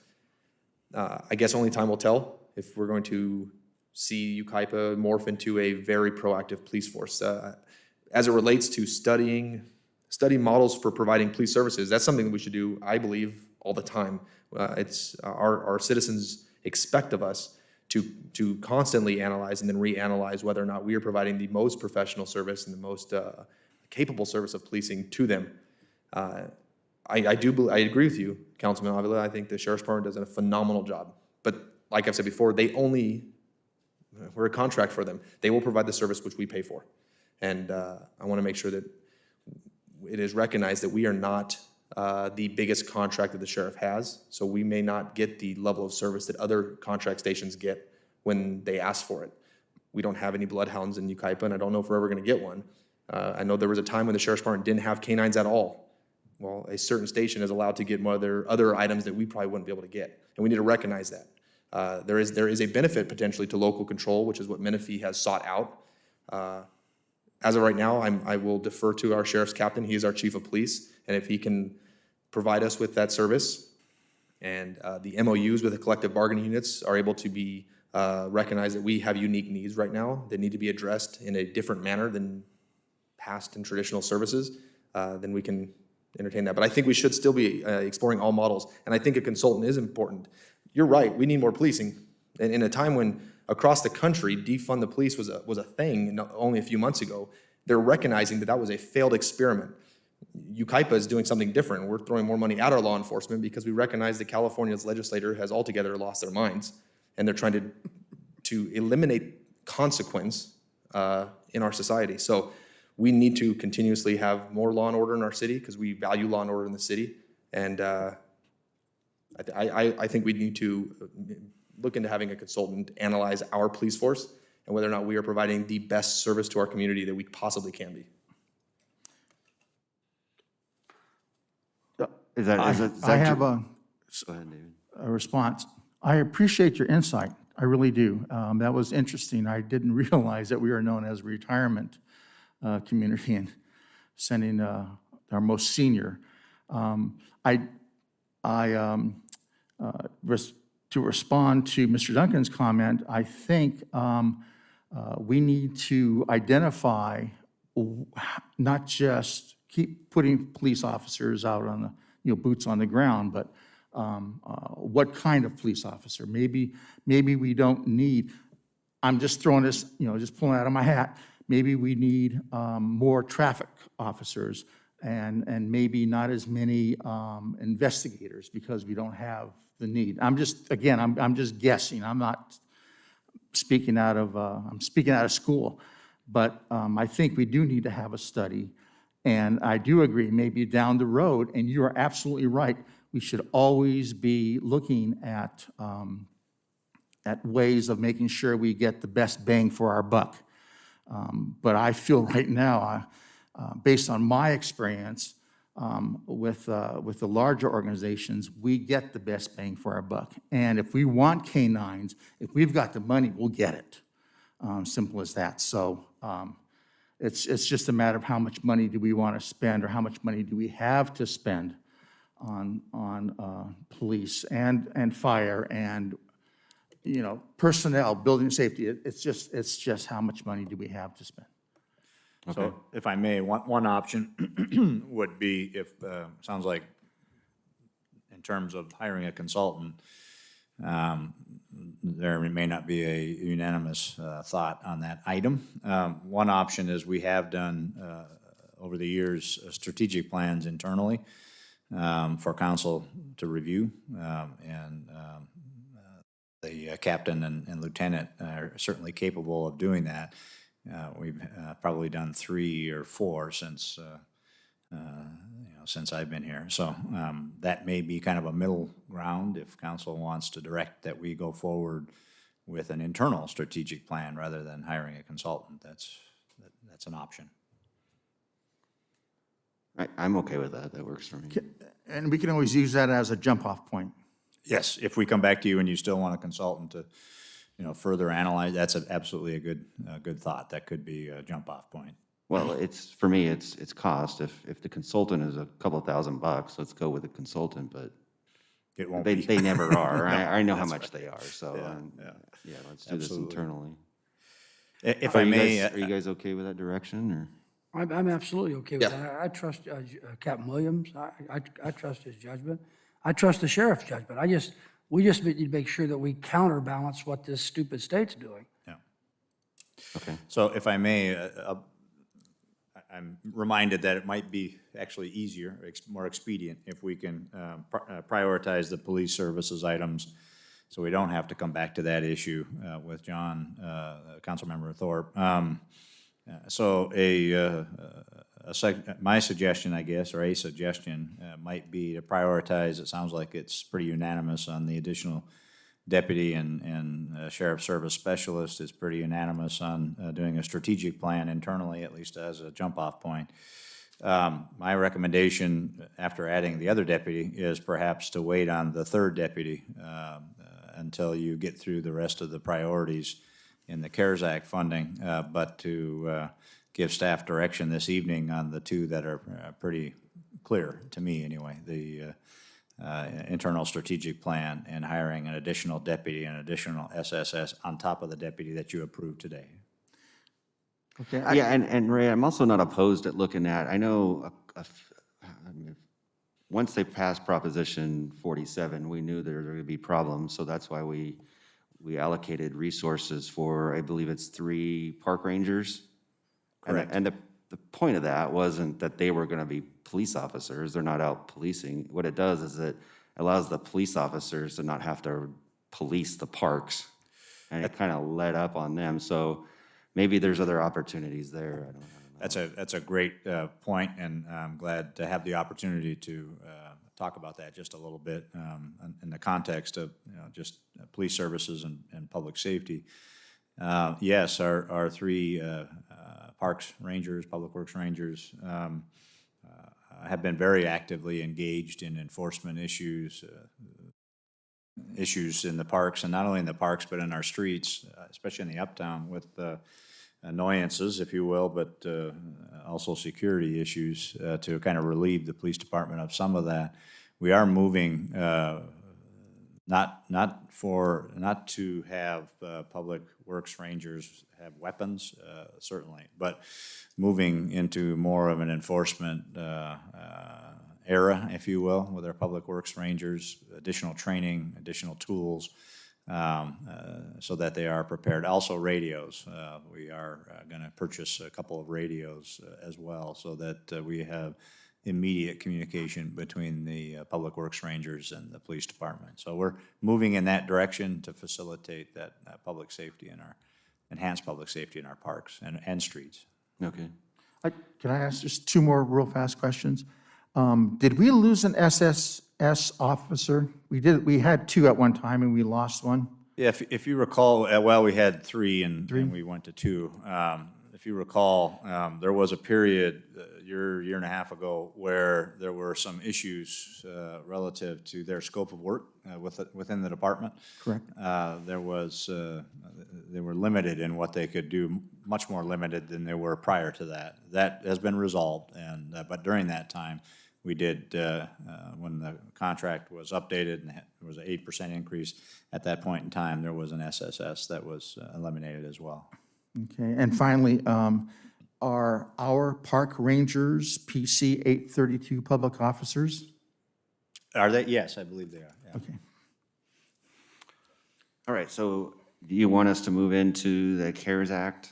And just on the two different items on whether we agree with what's proposed? Do you want a motion second on the two that you, I got clear direction if you're okay on the two police service items. Yeah, I think just for those two items on this conversation, then they'll just return as a priority, and then you may look at the other prioritization issues, but these will be decided. The reasoning for that is that in order to separate things out, to make it sure that Councilman Thorpe can participate on the balance of the issues, we need to have a final decision on these. So if we can just make sure that we have that clear direction, and then we can do the same thing for the CARES Act items, and we should be good to go. Thank you. All right, so is there a motion to accept, well, how are we gonna word this motion?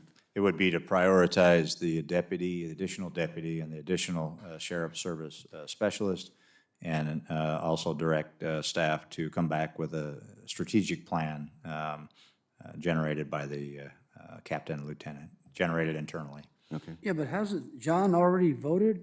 Councilmember Thorpe, hasn't he already put a plug in here for 1 and 2 or on the initial ballot or So whatever? unfortunately, there was some miscommunication there, and Councilman Thorpe should not have been weighing in on that, so I just ask you all to kind of ignore that.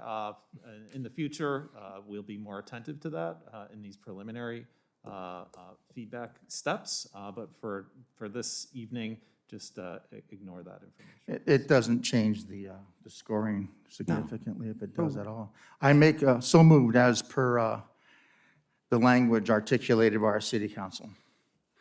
Okay, so we have a motion. Excuse me, city manager. So we've already plugged in our vote for the additional officer on the initial form, right? This doesn't change. This would just apply that priority that you all gave us, which was a 1, in the form of the actual position, which is additional positions, which is an additional deputy and additional sheriff service specialist. So now we're talking about the CARES Act funding, and we're talking about the additional deputy and the SS over 3 years. I make a motion that we approve that. Well, David made the motion. Do you second? Oh, I'll second that motion. Sorry. All right, so we have a motion and a second. Any further discussion? All in favor? Aye. Anyone opposed? All right, so now we can go get John.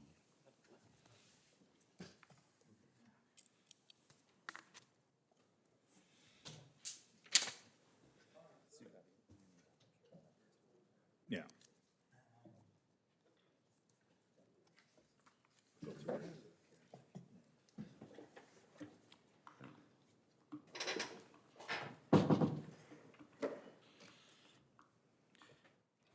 So if it pleases the council, I'll go through the rest of the CARES Act funding line items.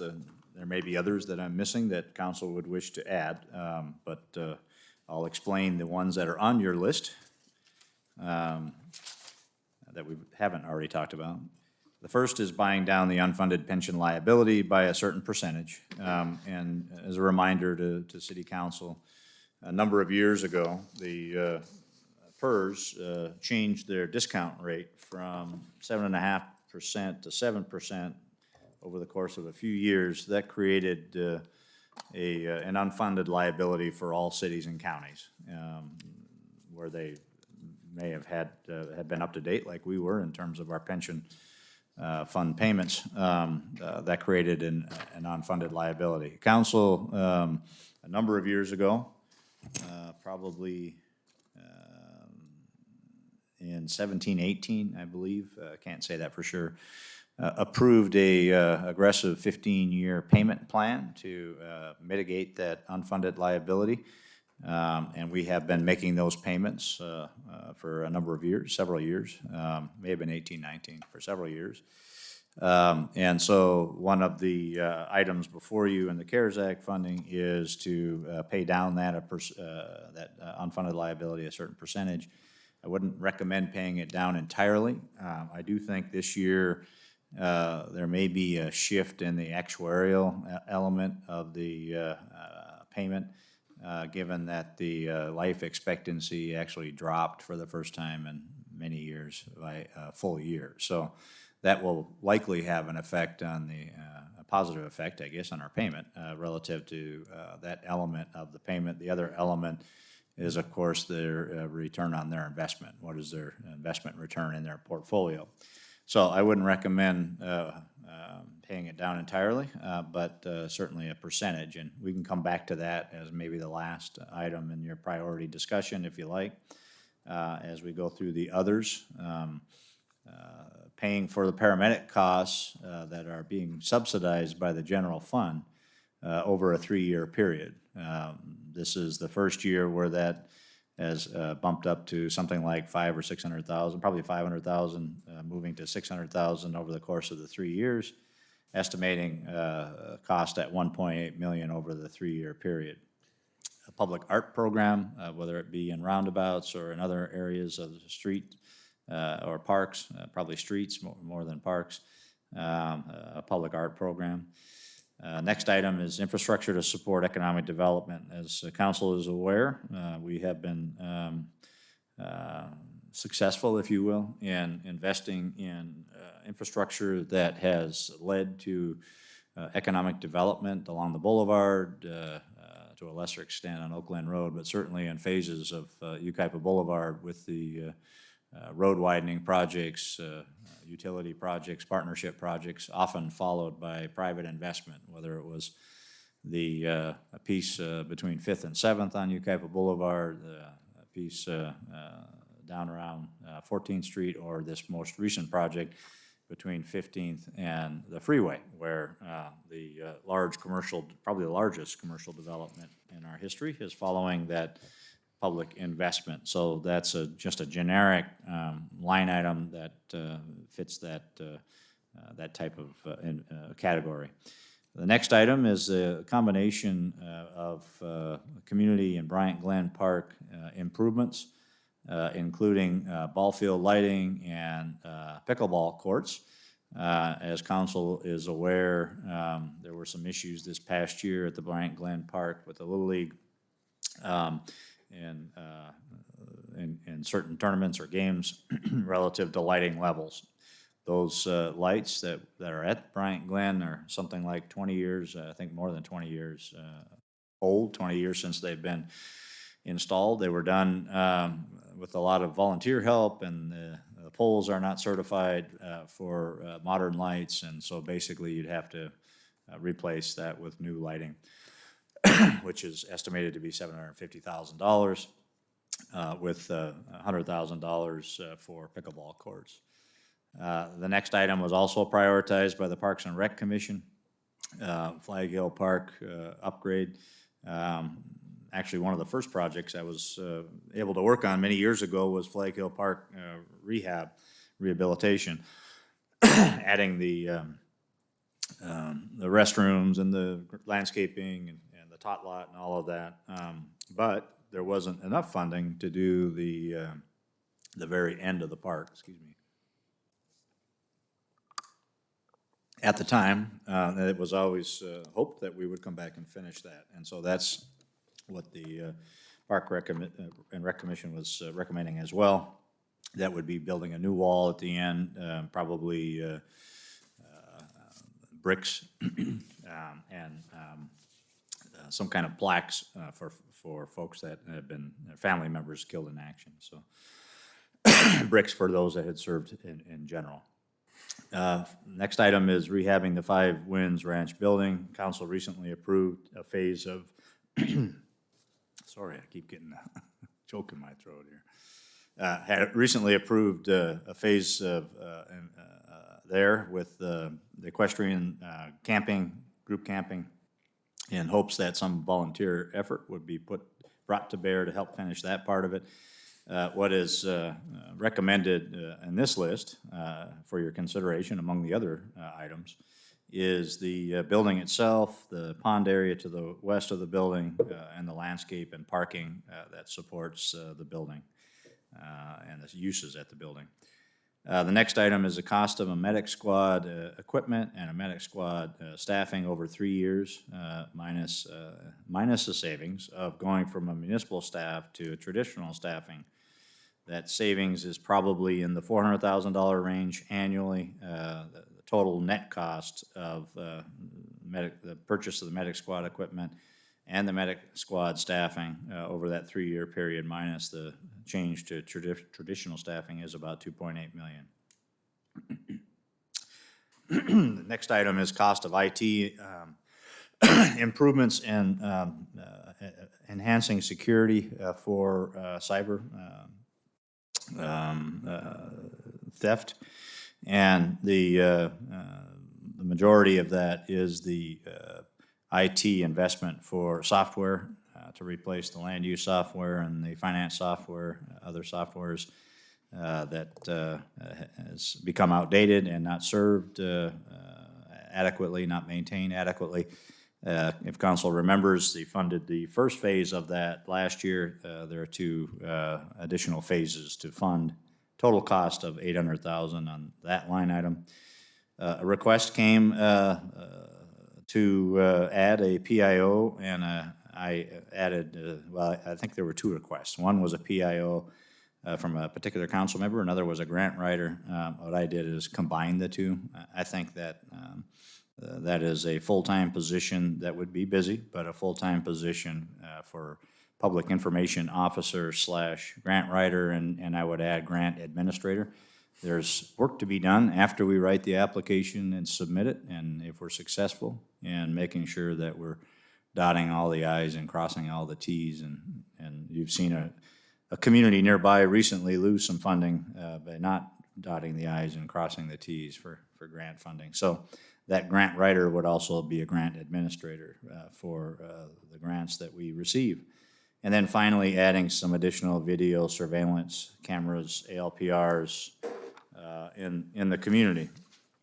The other issues that we added to the newly proposed list are pretty self-explanatory, other than the models that we've already talked about. And we can talk about those as well, but I'm not suggesting that CARES Act funding be used for those other items, just the items that are listed here today. Obviously, it's, if you add the total of those, it's more than the 10.2 million that's available, but it gives you an opportunity to prioritize among the list that you have, or add any others that you may want to add as well. All right, so I know that what we're supposed to do here is put a number here, like 1 through 3, as what's priority. But would it be easier if we took this back and then gave actual figures that added up to the 10.2, knowing that we've already spent $2 million on police services? Yeah, I think that would be that would expedite the process. That would facilitate the process, absolutely. Are you okay with that? Yes. I do have a request, just because I know that there's a group here advocating for a specific project, and I'm looking at the number there, and it seems awfully low. So perhaps we could look at that now, Sure. if you guys would be interested in doing something like that. I know they're advocating for more pickleball courts. I see the 100,000, maybe we can move it to, I'm not sure how many courts and what they're looking for, but maybe 4 to 500. Okay. If that's, Ray, speak. given the suggestion by Ms. Smith, who, Chair, President, Queen, Ambassador, of setting, establishing a pickleball court in a specific area at the community park, what was the estimated cost for that? Well, it all depends on how many courts you're talking about. If you cover that, what is now all grass, with pickleball courts, you probably are looking at the estimate that the mayor threw out. So about 400,000. Yeah, staff was 100,000, was looking at just kind of a more modest approach to starting off the. Well, first of all, I think I jumped the gun because I do have a stack of speakers. Would this be the appropriate time to ask them to come up and speak? Absolutely, yeah. I think Okay. that would help. Are you guys ready? Okay. Are you guys okay with that? Okay. All right, so we're going to start off with Ernie Medina, who is an assistant professor at Loma Linda University.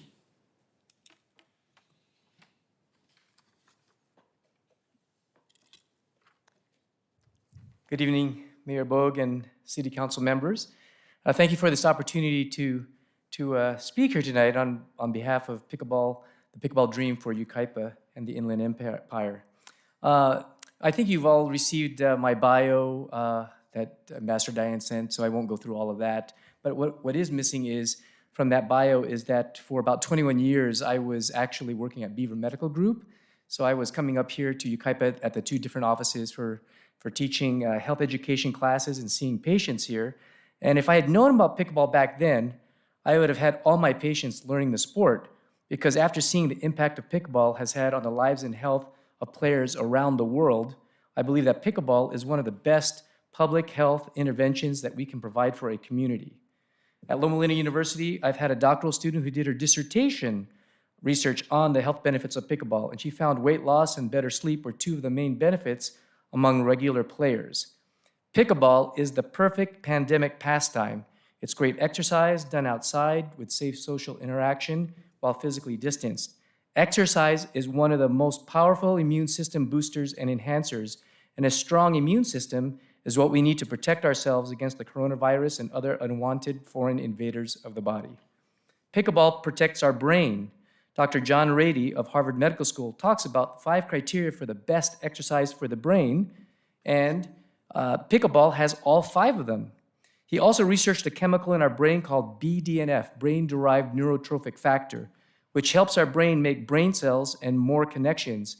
So for us older adults, this means decreased risk from brain diseases like Alzheimer's and senility. And for our youth, Rady's research showed improved academic performance. That's great news because according to the Sports and Fitness Industry Association, the younger players reflect the fastest growing segment in pickleball. More and more of the pro level players are in their 20s. One of the top women pros, Anna Lee Waters, is only 15 and plays with her mom on the pro tour. Right here in Yucaipa, you have a resident here, Hayden Patrickin, also 15, who's now playing near at the pro level. Junior tournaments are growing even during the pandemic. If I could put all the benefits of pickleball in a pill, not only would it be the most prescribed drug, it would also be one of the most effective medicines we would have against the top killers in our country. So if Yucaipa were to add more pickleball courts, as Ambassador Diane proposes, I can foresee Yucaipa becoming the pickleball capital of the Inland Empire. And on behalf of the national governing body of pickleball in the United States, the USA Pickleball, which I'm on the board of, I'd like to give a special kudos and congratulations to the USAP Ambassador Diane Smith and the Yucaipa Pickleball Club for the tremendous work that they've done here in the last few years that I've seen pickleball grow here in this city as well as in the Inland Empire. Thank you very much. Thank you, Ernie. Do you, did each one of the council members get did each one of the council members? Okay, well, we'll get this at the end. I noticed that Ernie started pickleball in Cuba, the Philippines, Japan, Lebanon. That's impressive. Anyway. All right, next one is Dr. Carol Matheson. Or Matson, sorry.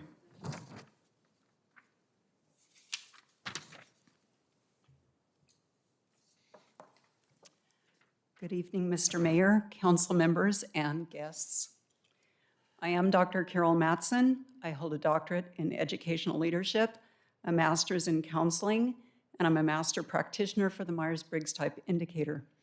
I retired from Fullerton College, having served as a dean and a member of the faculty, teaching, and counseling. I have a business in Yucaipa, and I enjoy living in the city. I'm honored that Diane asked me to speak with you tonight in support of constructing dedicated pickleball courts for youth and others. The plan being proposed will add to the uniqueness of our beautiful city, create a stronger partnership with our schools and colleges, and provide a productive outlet for our young people. Why is this important and necessary? I teach stress management and emotional well-being at Crafton Hills College. Here are some examples of what I hear in class from students. My parents divorced. I've heard gunshots in my neighborhood. My big brother comes home drunk. My dad's in and out of jail. I've been bullied and grieving many losses, including the death of a friend by suicide. According to one vital statistics report, suicide was the second leading cause of death for age group 10 to 24. Stress is something we all experience, especially now, and we all need to learn to manage. Yet our instincts are fight, flight, and freeze. We learn to cope by focusing on aspects of life that we can enjoy and control. I manage my own stress by playing pickleball and doing other activities like revitalizing the garden at my church, where, by the way, the church gym is now open for pickleball. When I play pickleball, I need and I receive a lot of encouragement. It's a wonderful opportunity to improve our physical well-being and also develop friendships, learn discipline, and have fun. We need your support so Yucaipa can offer youth and others a structured program, a safe place to play, meet people, gain mentors, stay connected, and get away, at least for a period of time, from the stressors that are outside of our control, like those my students talk about in class. Pickleball isn't going to resolve all of life's stressors, but being on the court is a better place to be than in fight, flight, and freeze mode. I do hope you see the value in supporting the program for our young people. I appreciate your time. Thank you. I'm happy to answer any questions. Thank you, Carol. Patty, Patricia Ingram.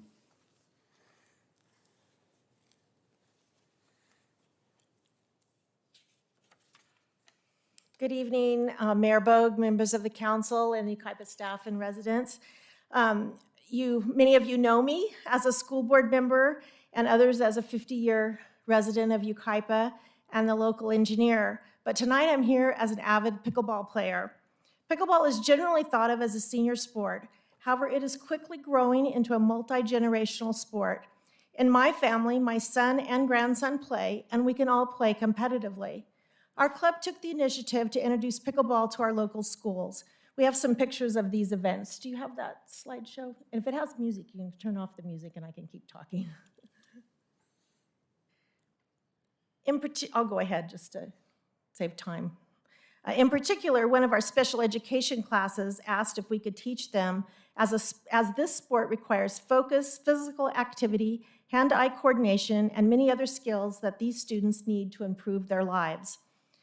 Our club has scheduled playtime 6 days a week in the mornings, and thanks to the city painting the Avenue I courts, we now offer free lessons by certified instructors on Saturdays. This was a huge step for us reaching working folks and kids. Earlier this month, the YHS tennis coach came to our clinic and stated that many more students could participate in pickleball than in tennis due to the ease of learning the basic game. We also believe offering a class through the Parks and Rec Department would be well attended. A lighted venue for evening play would help open pickleball to all ages.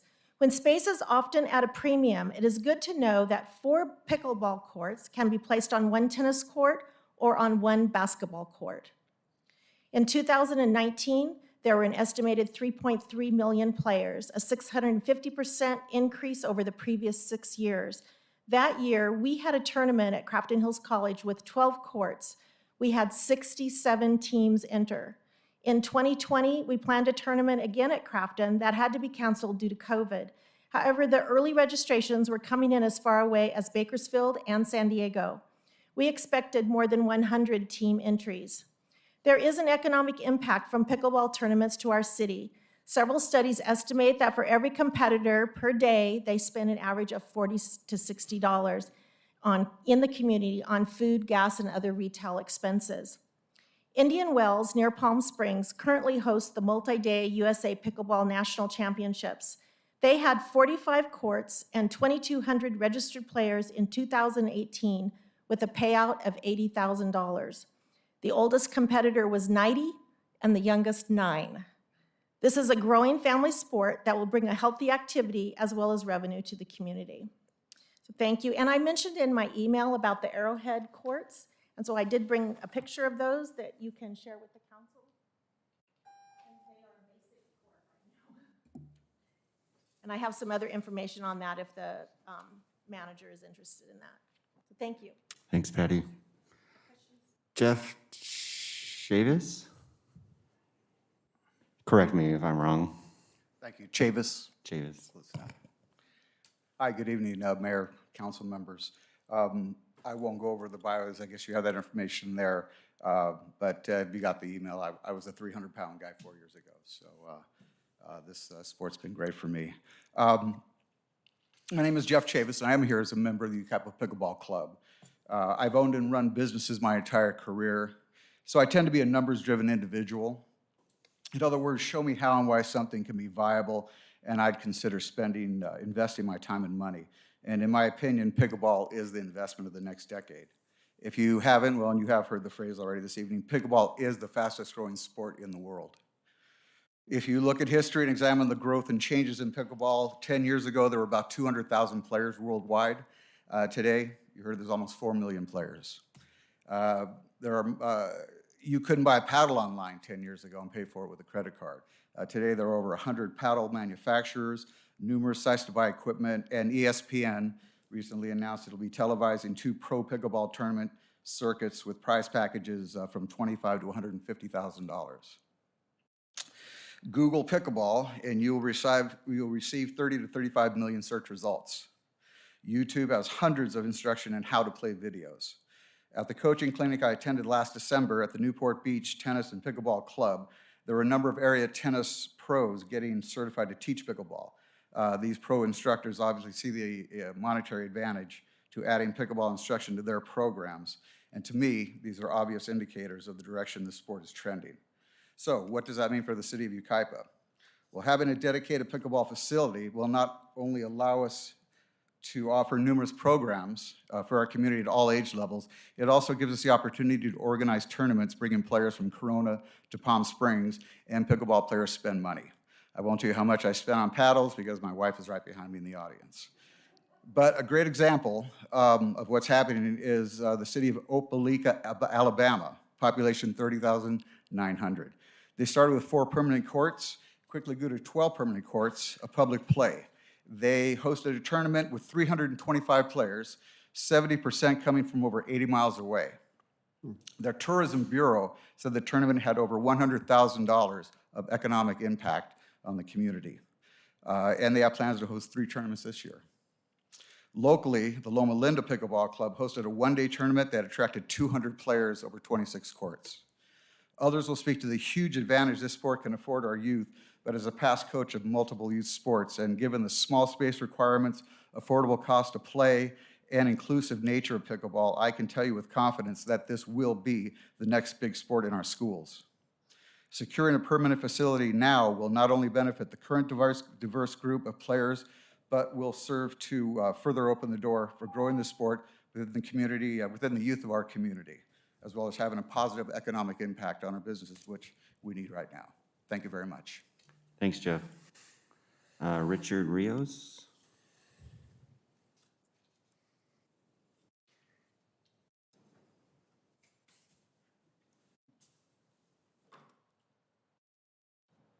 Good evening, Mayor Bowe, Pro Tem Bobby Duncan, and the rest of the council members. Thank you for having us here this evening. I'm here because I just love the sport. I retired several years ago in 2017 and was introduced to the sport 18 months ago by my neighbor, who finally talked me into playing.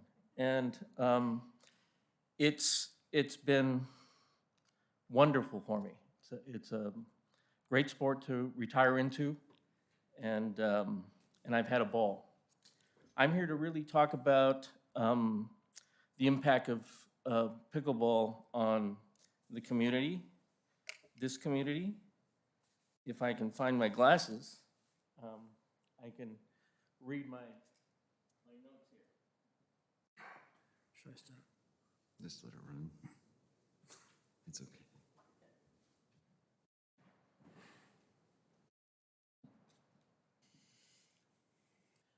So I want to talk about how I think pickleball affects our community, the city itself, the adults in this community, our youth in the community, and our families in the community. Pickleball brings the community together. There are no strangers in pickleball because pickleball brings people together to share common goals.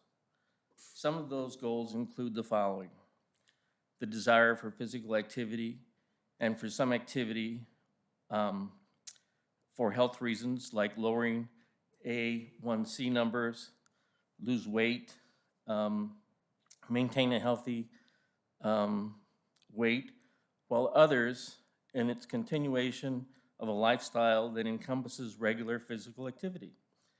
Some like the competitive aspect of the game, while still others enjoy the socialization slant of the gatherings. You meet the nicest people on the courts. There is laughter and genuine fun. There is no Democrats or Republicans on the courts. If hundreds of community members are staying healthy, enjoying each other's company, and having fun, what could be better for our community? In terms of the city of Yucaipa, through its pickleball playing citizens, has a multitude of unofficial ambassadors and one official pickleball ambassador through our Yucaipa Pickleball Club. You've heard tonight that pickleball is the fastest sport growing in the U.S., and the congeniality of Yucaipa pickleball devotees has drawn aficionados from near and far. Pickleball players from Redlands, Loma Linda, Riverside, Beaumont, Highland, and San Bernardino play in Yucaipa regularly. We have had visitors from the states of Texas, Oregon, Washington, Arizona, and Michigan who have been traveling, and through the United States of America Pickleball Association, where to play pickleball website, have come to play with us here in Yucaipa for several days in some instances. This, in part, is possible because we have our very own USPA official pickleball ambassador, Diane Smith. Thanks. Thanks, Richard. You're welcome. Great job. All right, I have Jeremiah Vargas. Is this the ambassador coming up? This is the ambassador. Oh, I have a Jeremiah Vargas first.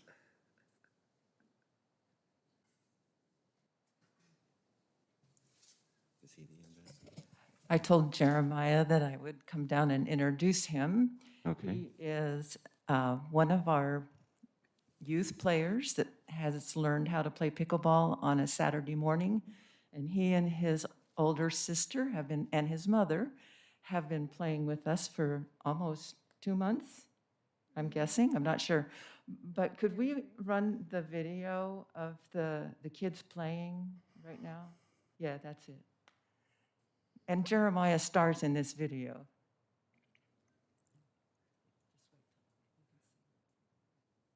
Can we have the audio?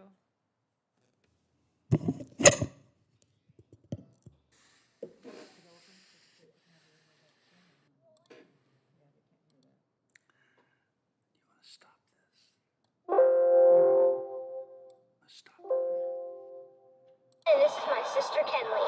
I'm 8 years old and he's 9. And we love pickleball. Hi, I'm Jeremiah. And I'm Giselle. Let's go play pickleball with Roland and Kenley.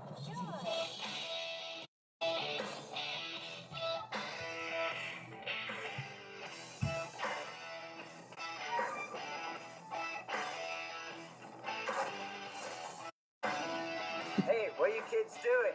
Playing pickleball. Who taught you how to play pickleball like that? Our grandma. That's not how kids play pickleball. We'll show you how it's done.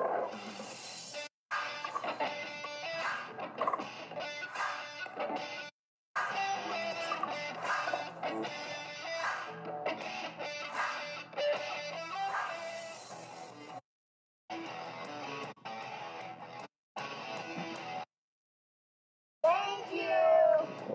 What did you learn about kids pickleball? It's not your grandma's game. Hi, my name's Hayden. I'm 15 and I learned how to play pickleball at the community pickleball. I'm Tyler and I'm 13. I'm Layla and I'm 17. I'm Jacob and I'm 16.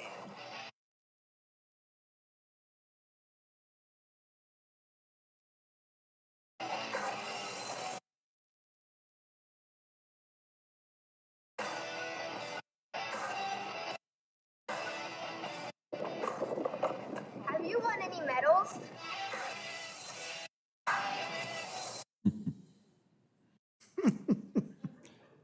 Great job. He's a good actor. Okay, I'm going to put this mic down for him. You can take your mask off. Hi. As you know, I'm Jeremiah. I play pickleball with her. Sorry. The game is a really good sport. I don't doubt everyone here can probably play the sport. At any age you can play. It's also really good for your health. It's really good for our generation, that's for sure. If pickleball continues and we got more courts, more kids can play instead of sitting on video games all night and just all day without anyone restricting them. They're gonna waste their brains away. Well, when they're playing pickleball, they're learning how to focus and how to keep their eye, and they're learning a lot of skills. It's a really easy game to pick up, and anyone can play it. And Great job, Jeremiah. And he did say that he'd like to have more of his friends be able to have that opportunity Yeah. too. So thank you. Good job.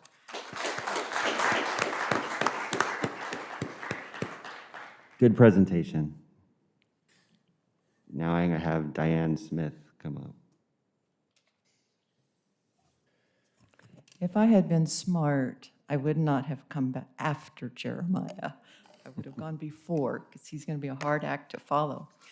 Anyway, good evening, Mayor Bogue and council members, and I hope you enjoyed all those speeches about the benefits of pickleball and the videos. We are here tonight to request that you consider building dedicated pickleball courts for our community with permanent nets For 3 years, we've been lugging around heavy, cumbersome portable nets. We have volunteers who have to put them up, take them down, and store them until the next time. We have 250 members in our group. We play somewhere almost every day of the week. That's a lot of work. Now we're on a mission to create a program for kids under the age of 18. No one else in the Inland Empire is doing this. We would attract kids from all over to play here. We would like to teach kids to play and also organize tournaments for them. Yucaipa has long been known for its youth sports programs. We have a great variety of organized sports available to kids who can afford to buy uniforms, equipment, pay for lessons, and trophies. Their parents have to work in the snack bar and sell candy bars to help play. What is there for kids who don't have that parent dedication or the resources to participate? Pickleball would fill that void. It's simple to learn. We loan paddles to those who don't have one, and we have never charged for using our nets or pickleballs or even for the Saturday morning clinics. Those are all free. Junior division pickleball tournaments are beginning to spring up around the nation. Right now is the time to establish a junior pickleball program in Yucaipa. We could become the premier junior location in Southern California. Ultimately, we'd like to have at least 20 courts for tournaments. Loma Linda has 26 courts, and they fill them for their tournaments. If we start now, we will be on the cutting edge of this strong youth movement. The added benefit is that senior citizens could use the courts in the morning and give up lugging around all those heavy nets. Pickleball is destined to be played at the high school and the college levels in the future. The goal of the International Federation of Pickleball is to one day have it be an Olympic sport. Pickleball will be around for a long, long time. This will not be a wasted investment. Please consider taking this first step in the process by building dedicated pickleball courts. Thank you. All right, thank you, Diane. Great job. Thank you. All right.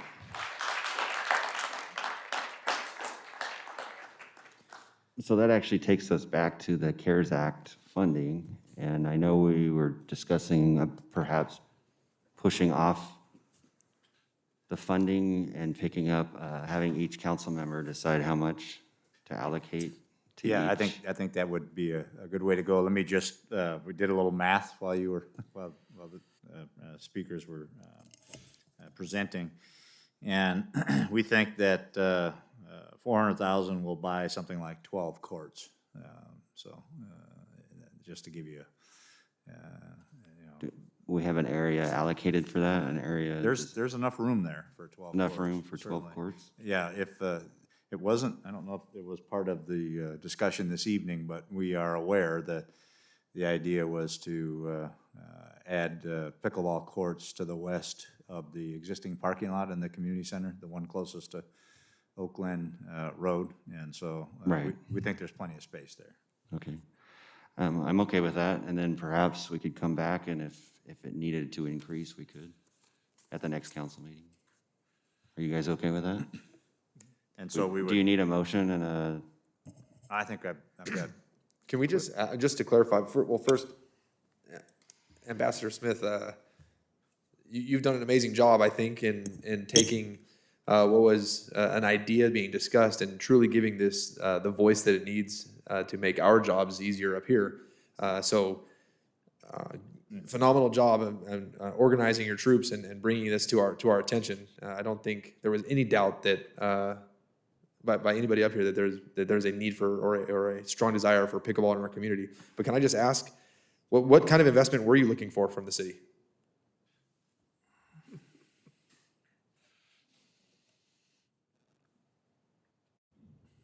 I would hate to assume that we're all on the same page, but we're at odds with the ambassador of pickleball for our community. No, I think the amount you're talking about is awesome. 12 courts would be a great start. I don't think that would be the end if it takes off the way I expect it to take off. I never dreamed you guys would authorize that much money. We're, all of these folks out here are pickleball players, even though they didn't all speak. But I will speak on their behalf and say, that would be fantastic. We would love to have that. Thank you. Okay. Okay, I just wanted to clarify, make sure we're all on reading Yeah. the same sheet of music. Yeah. Well, since we did make a motion on the first two items, can we make a motion and I will enthusiastically motion that we move Allocate. forward with this. sorry. With the wording, as you so eloquently put it there, Mr. Mayor, but I would like to motion that we move forward and I think, what was it, we come back with the exact our amounts, or did we agree on an amount already? I thought you said 400, so, I agree with 400. okay. So there's a motion on the table for allocating 400. I'll make that motion.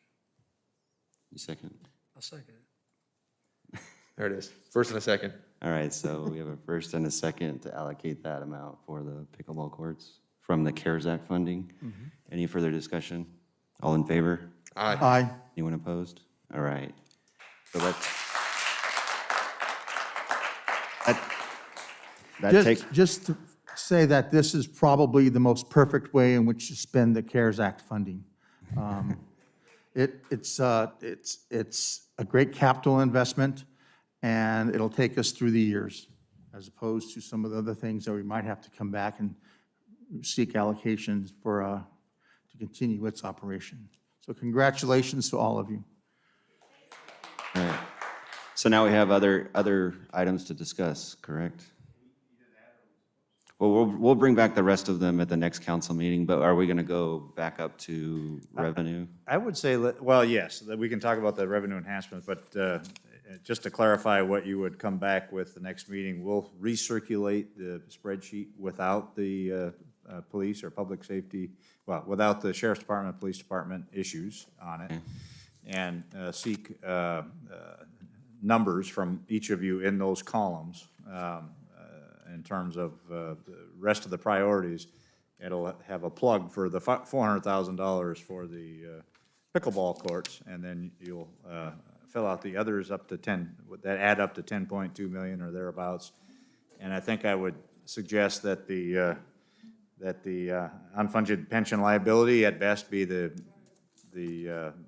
placekeeper, if you will, that gets you to 10.2 million, perhaps, the amount that's left over after your priorities on the other, the list of the others. And then clarification on the lighting, would you like that to be then, the ball field lighting at Bryant Glen just be a separate item when we circulate it for prioritization? And I guess you would have the option of funding all three fields, or at $250,000 a field, or funding 2 out of the 3 fields. I mean, 1 out of the 3. You know, do you want to see those options, or just the entire Bryant Glen field system at $750,000?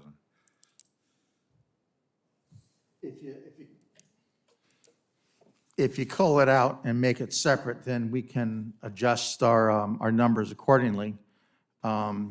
Because it might be just all 3, but it just might be just the one. Yeah. Give us the opportunity to make that decision. Okay, but just based on what the number is that you plug in there. And you know, not all of these options have that ability, but that one certainly does, where you could, you know, recommend to the rest of the council that you fund 1 field or 2 fields or all 3 fields. So.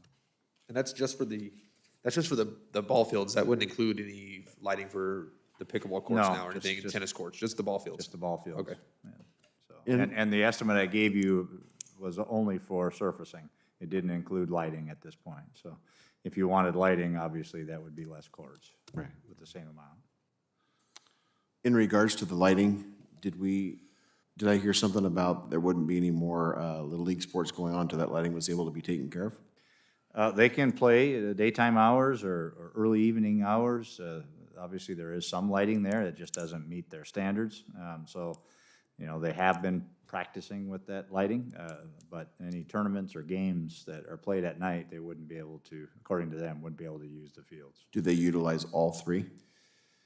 They use all 3. I'm not saying that tournaments require all 3, or tournament games require all 3 certainly at the same time, and that's why you might be able to, fund one field or two fields rather than all three. It's certainly up to you. Well, you're going to break that down and bring it back We'll to bring us. it back, yeah. Yeah, okay. Okay, so revenues, very quickly. Again, these are coming from recommendations mostly from individual council members. Some are generic, but, and it certainly has to do with the fact that, some of this has to do certainly with the fact that our paramedics are continuing to cost more than the revenues. The first one is kind of generic: facilitate the development of property in the freeway corridor for fulfillment centers. It's not any particular location. Obviously, there's more and more interest in this as time goes on. And there's a couple of things that are happening in the sales tax world right now.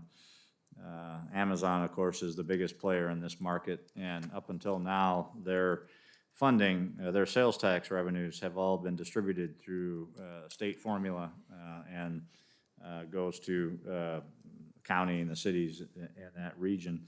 And there is a little bit of differential, I think, between the cities that are located, where Amazon is located versus other cities. But there's a proposal to make that discrepancy even higher, where the city where the Amazon facility is located would get a larger percentage of that sales tax. And then there are other sales tax or other distribution centers, fulfillment centers, where they do, the city where they're located does capture the sales tax. So there is a few examples like that around as well. But certainly they generate property taxes, and the property taxes and the sales tax all go to help with operations, including public safety. Second item is update the codes to allow, and there's a series of three cannabis-related items here. Allow for cannabis dispensaries. The second item is update the codes to allow for commercial cannabis growing. The third item is update the user fees to include fees or licensing of cannabis deliveries. Cannabis deliveries are pretty much dictated by the state, although I guess there are some challenges out there. It's pretty much dictated by the state. There are deliveries that are happening just about everywhere in the state of California, and there is an opportunity to collect something like 3% to 10% of the total sales in delivery fees or licensing, and so that's another option. The next option is to, and this is more about hiring a collection agency. We do have the ability to charge, and charges do go out for paramedic services at times, but this is more about using a collection agency, a collection group, to pursue these partial cost recoveries for residents and full cost recoveries for non-residents, perhaps. As council is aware, non-residents don't pay anything for paramedic services now when they visit our community and have an unfortunate incident, whether it's a traffic accident or another health issue, and they need paramedic services. There is no recovery on those costs, and obviously non-residents don't pay the assessments. Next item is, again, kind of generic, but important. Continue to invest in infrastructure to facilitate economic development. You've heard me say this before, but the project down by the freeway, the largest commercial project, I think, in our history, I think it's even bigger than the Vaughn Center, would not have happened without that public infrastructure that was embodied in the Yucaipa Boulevard 15th to the freeway project. Not only road widening, but water systems that were not available in that area, sewer systems that were not available in that area, and of course the undergrounding that occurred as well. So that infrastructure project certainly primed the pump, if you will, for the economic development embodied in the medical facility and the number of restaurants that are being built in that location. We've seen that, as I said earlier, along other segments of Yucaipa Boulevard between 5th and 7th and down around 14th Street. So it is a tool, if you will. It's an approach that we have successfully used in the past, and it also, you could say the same thing for the basin projects that have eliminated the floodplain, where you have 2 hotels that are being planned right now. Well, one that's been approved and should be ready to go, and the other that's being planned. And then finally, evaluate feasibility of refinancing various bond indebtedness. I looked into this last year and got some estimates from a bonding group and a refinancing group. And they estimated that there could be about $130,000 in savings, depending on what the most current interest rate is, for refinancing the RDA, the former RDA 2010 bonds. Those would have to be shared with all the other taxing entities, the county, the water district, the San Bernardino Valley Municipal Water District, the college, school district, others. Our share would be in the 30-some% range of that $130,000 a year savings, somewhere around 130. But, you know, you're investing $60,000 or $70,000 in consulting costs and the time associated with that. So after a few years, you'll see a return on your investment, and certainly the other taxing entities would benefit from that as well. So that's another component that might be worth pursuing in enhanced revenues. If there are others, certainly that you have that on your list, I would certainly want to hear that as well. Ray, do you want us to come back with these, with numbers on Yeah, them? I think so. I think based Or do on how we're approaching the others, I would come back with these as well. Okay, so during the next 2 weeks, we'll just submit you the numbers? Yeah, and then we'll pull it all together for the next meeting, and maybe we finalize it next meeting, or maybe it takes another meeting, so. Okay.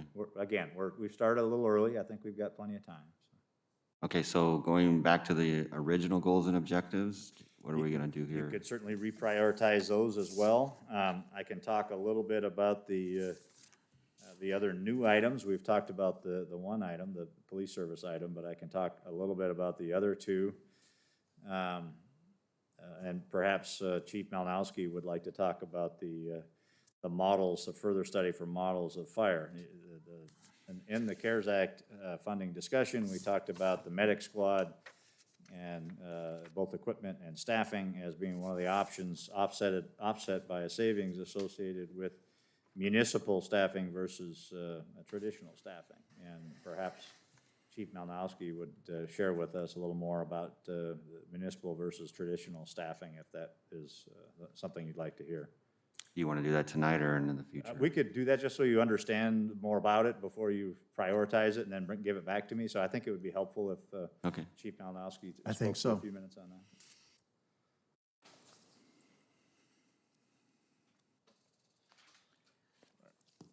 So in 2007, council approved what we call municipal staffing. So that's talking about like type 1 city fire engines. So every day in the city of Yucaipa, we have a captain in the right seat, they're the company officer, an engineer who drives and pumps, and a firefighter paramedic in the back seat. This is pretty much the standard for Southern California and in this county. The city of Highland doesn't have that. They have what's basically company officer staffing. So they have a captain and an engineer on every day, a firefighter, paramedic, and a firefighter. And they're working in their strategic plan to work towards that. They're really the only professional fire department in this county that doesn't have professional municipal staffing. What that does for us is it enhances our operational ability. So when we pull up to a structure fire here in the city of Highland, we can have that captain and that firefighter go inside and effectively fight the fire while the engineer is out pumping and driving, which in CAL FIRE, there is no firefighter driver.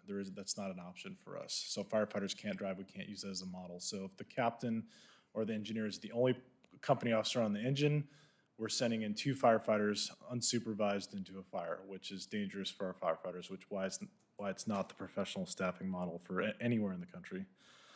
Not that there's not places that don't do it. You're going to do the best fire service you can for the money you have, but it is more dangerous especially for a city of our size that's running over 8,000 calls a year in a professional, medium-sized city fire department. And that all ties down to a lot of OSHA stuff and IDLH stuff, which is immediate danger to life and health versus like a wildland scenario. We have different staffings, like with CAL FIRE for wildland scenarios where we hire seasonal firefighters.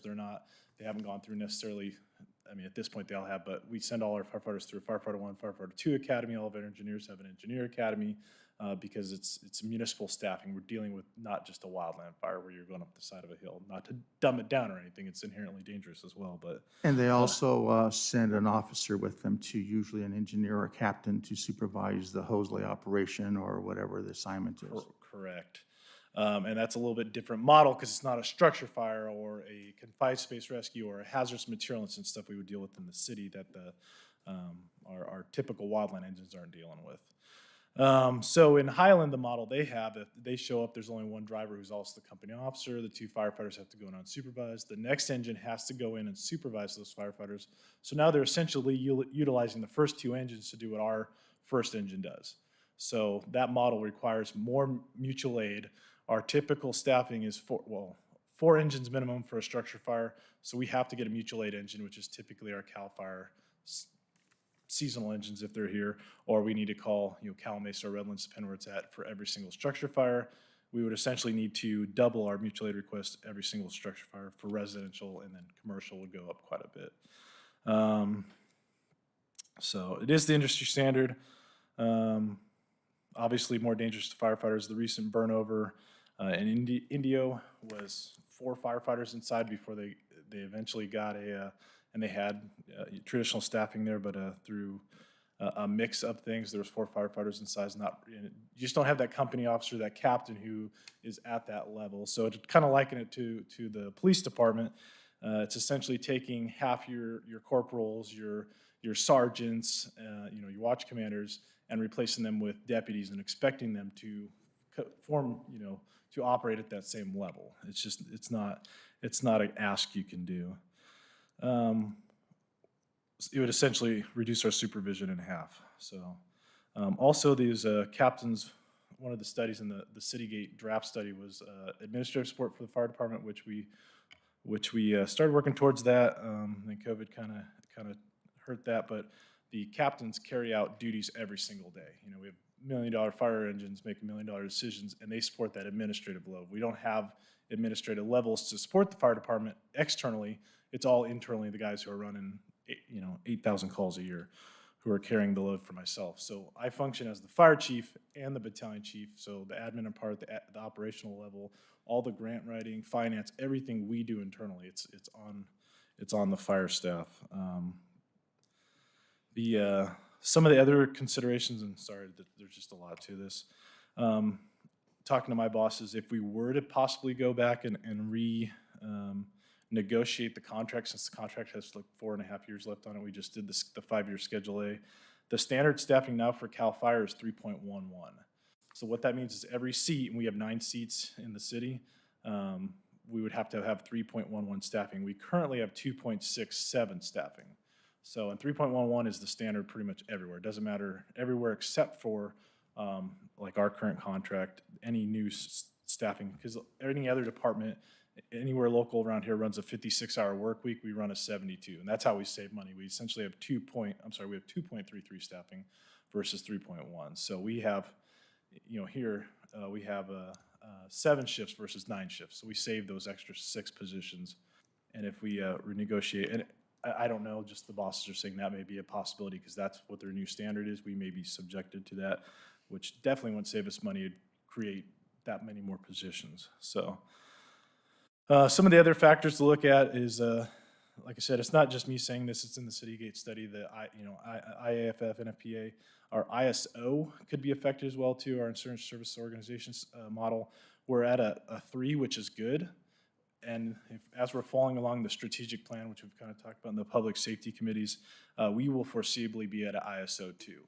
That probably won't have a huge appreciable difference for residential insurance, but it will for small business and commercial business. It'll make those taxes and fire insurance, not taxes, but fire insurance rates go down for our commercial businesses. So it'll make us more business friendly. And the cost was calculated at $375, and remember whenever our costs are up there, they're at an estimate. Actuals are always lower. So the actual would probably be in the closer to the $330,000 range of savings to attempt to do this. So it's more dangerous to firefighters. I wouldn't personally recommend it, but that's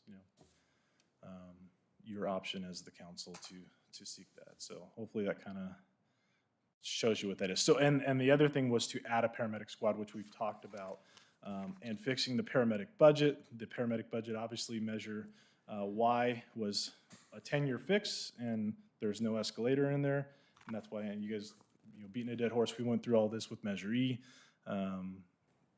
There's no escalator in there, so as costs increase, that income is not increasing, unless we're building exponentially, which is not the case.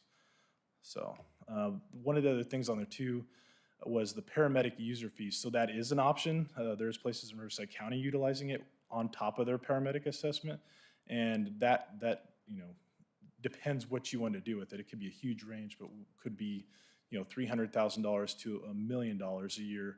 We could foreseeably cover that paramedic gap, and as calls increase, so would that. So it would have a quasi escalator built into it, and we've never slowed down in 30 years. I don't know when we will slow down, but as you see in the annual reports, we get busier every year. So when we added the last increased level of staff, we've increased 2,500 calls a year since we added Engine 3 in 2007. So that is one possible option, just to give you some background on the paramedic fee. Would be a paramedic fee essentially for every paramedic service, whether and depends where you want to set the parameters, resident, non-resident.